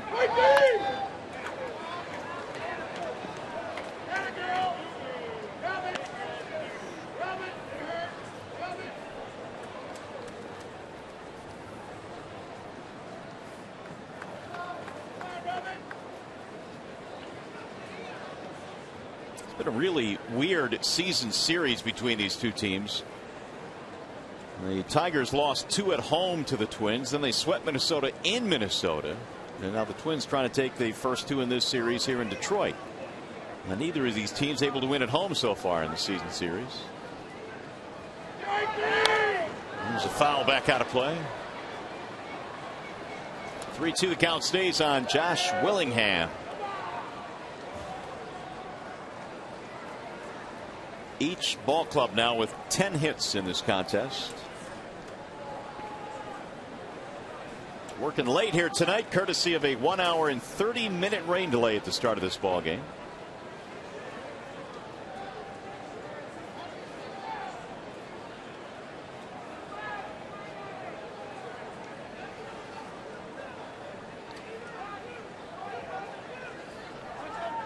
And again the 3-2.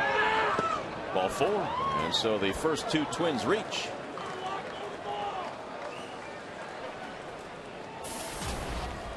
Here comes the skipper.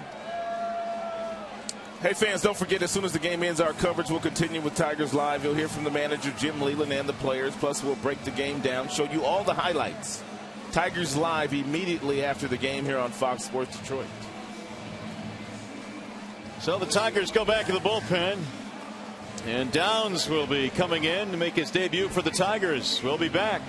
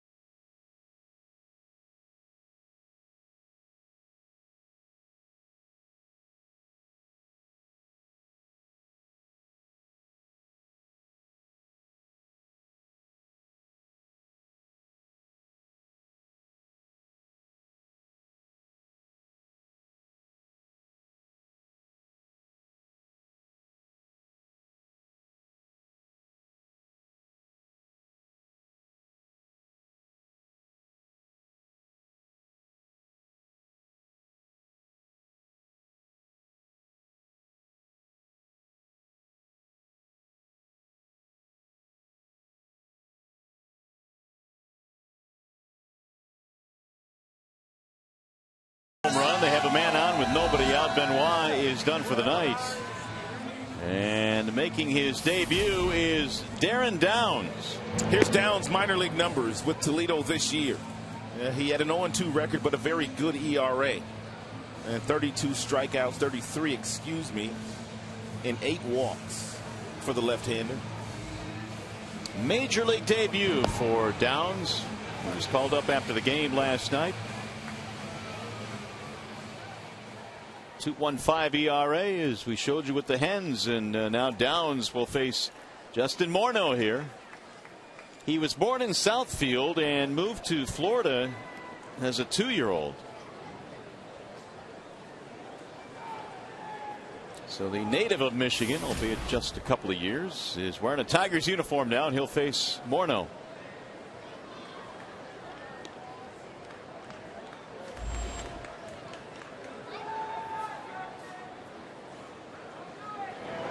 And his first pitch in the big leagues missing to Morneau. 1 ball, no strikes. Now Avila quickly goes out to the mound.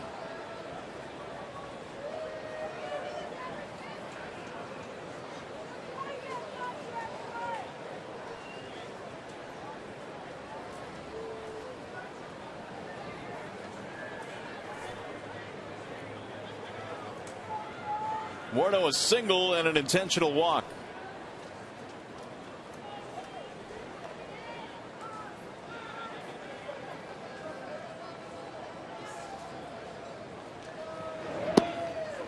Slides in there for a strike. 1-1 on Morneau.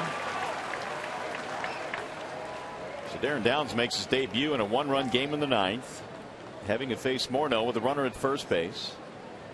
Downs wearing Jeremy Bonderman's old number, 38. 2-run game, I beg your pardon. Said 1-run game. That's driven to right center field. Bosch coming on, and he'll make the catch. The first out of the inning.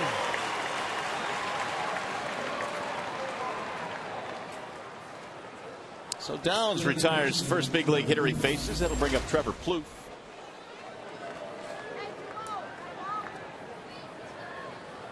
Both of the reinforcements coming up from AAA after last night's game. Ortega and now Downs pitching in this game.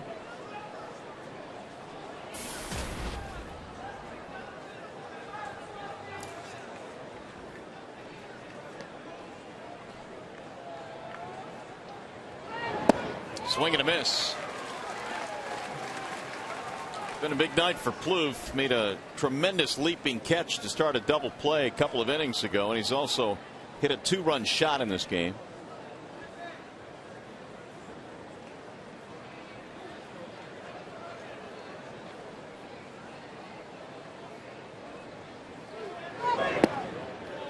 Ball low, 1 ball, 1 strike. 8-6 Twins as we play here in the 9th. Willingham has walked.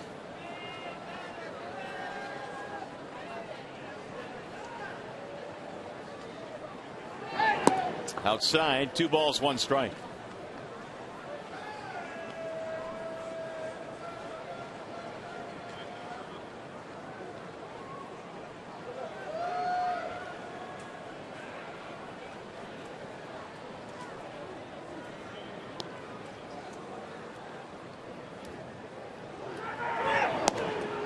That one missed again. Now it's 3-1.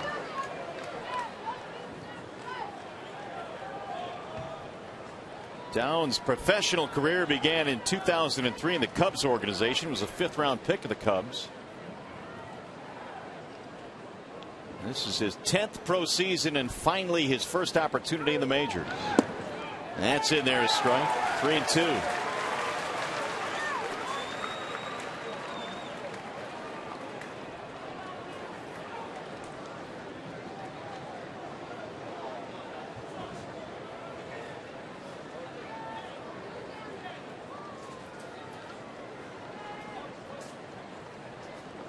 Three-two pitch. Low, ball 4. That'll put 2 aboard. Here's that play that you were talking about regarding Trevor Plouffe. It happened just a couple of innings ago with Quentin Berry on first base. A bullet right down to Plouffe that he was able to snare and get a double play after Berry ventured too far off first base. Very different reactions all the way around. Frustration for Cabrera. Ryan Domit sends one high in the air to center field. Jackson is on the move. He'll get there for the out. And the runners hold.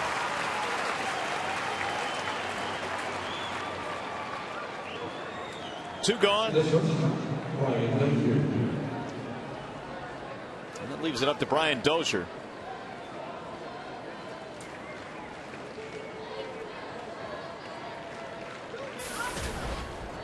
Been a hitless night tonight for Dozier. He's fanned a couple of times.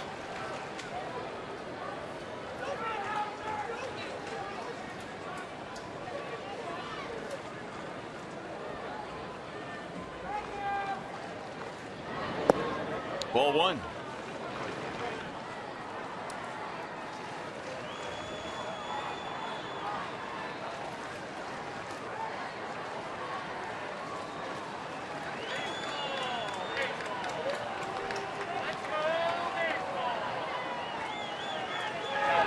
Swing and a miss.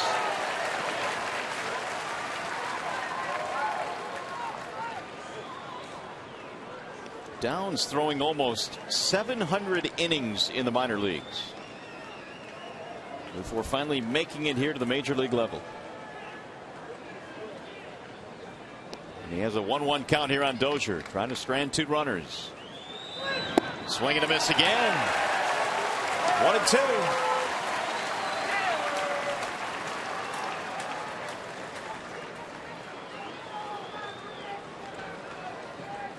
Willingham the runner at second base. Plouffe is at first in a 2-run game.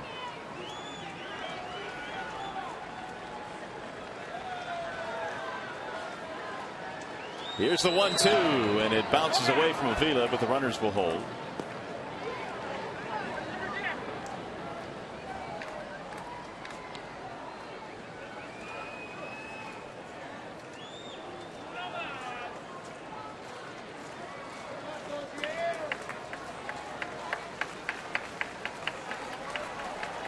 Joe Mauer's home run led off the 9th inning, giving the Twins a 2-run lead.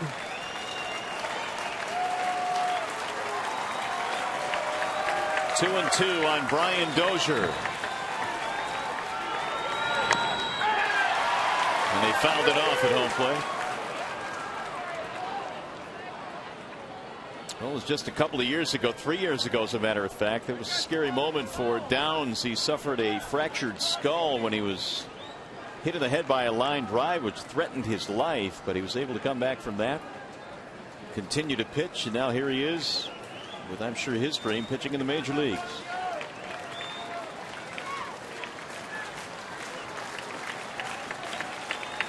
Again, the 2-2. Lifted back out of play.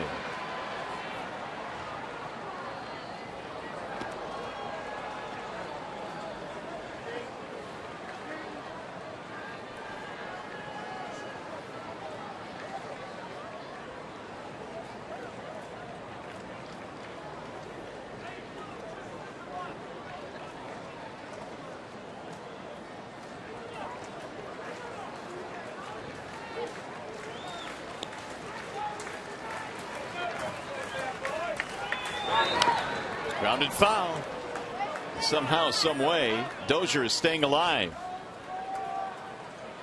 Tigers have the bottom of the lineup coming up when we get to the bottom of the ninth inning.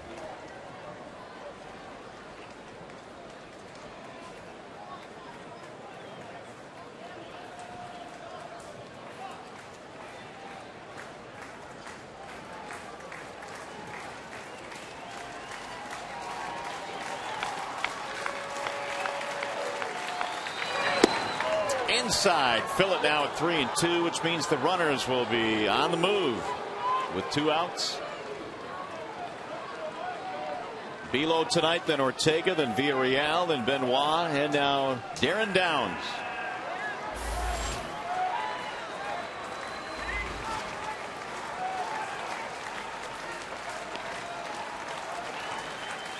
Three-two pitch, swing and a miss. He struck him out. 1 run in on the home run by Mauer, but Darren Downs with a good debut, and here we go to the bottom of the ninth.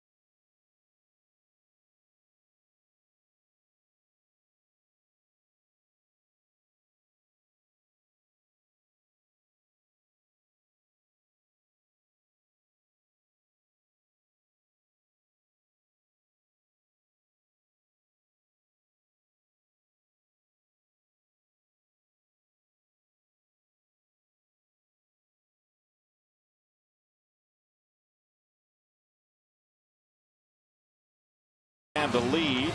And by the way, here is the upcoming pitching matchup presented by Corden Chevrolet for tomorrow evening. Brian Dunsing on the hill for Minnesota. Justin Verlander for the Tigers. And Justin Verlander did not have as good command 5 days ago when he went up against David Price at the Tampa Bay Rays. He gave up a couple of solo shots in that game. Actually gave up 3 homers in that game.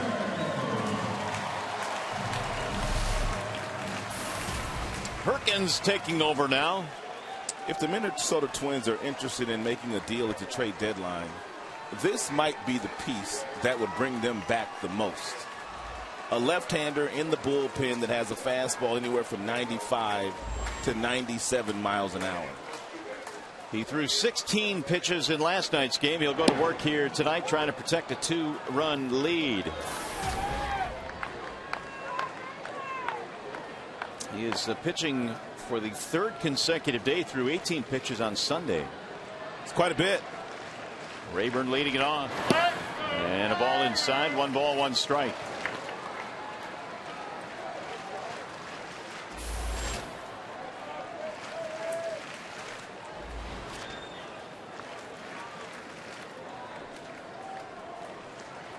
Rayburn had an RBI double early in the game, and he flies this one toward right field.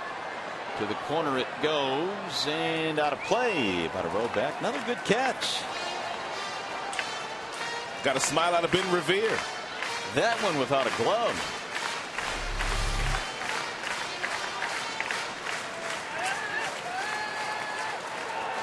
Nice.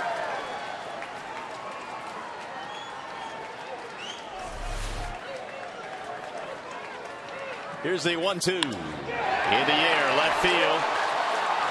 Willingham will get to the warning track. 1 out.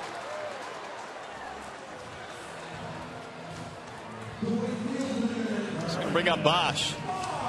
Tigers just can't get it going here at Comerica Park so far this year. They're a couple of games under 500. They're 500 on the road, but they have really struggled here in their own yard.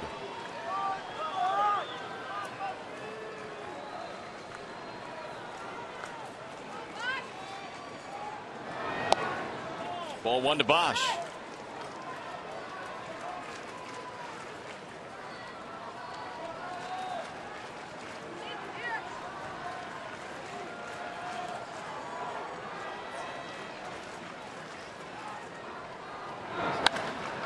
High towering fly ball. That one going to the corner in right field. Revere is going to make the catch. 2 up, 2 down. The Tigers down to their final out here. Santiago will step in.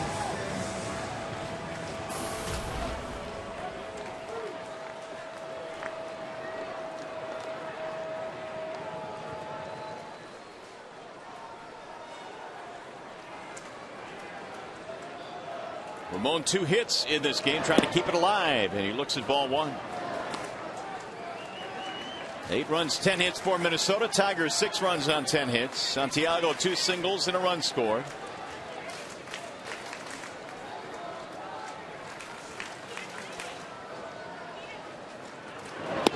That's it for a strike. 1-1. Perkins saved the game last night, trying to do the same here tonight.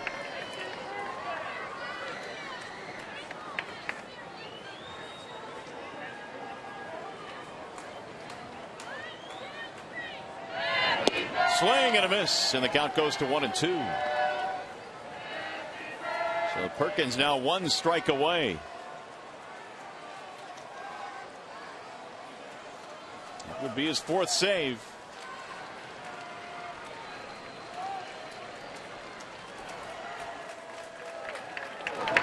Way inside. 2 balls, 2 strikes. Santiago trying to get on base here to bring up Jackson as the tying run. And AJ's already homered in this game tonight.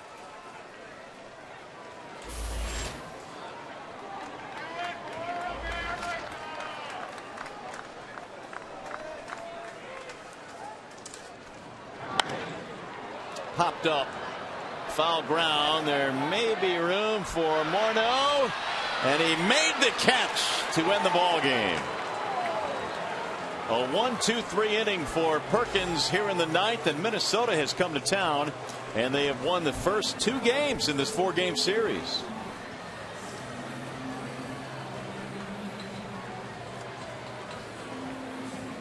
So the Tigers go 1-2-3 in the 9th. Morneau hauls in the final out. We'll be back with more from the ballpark.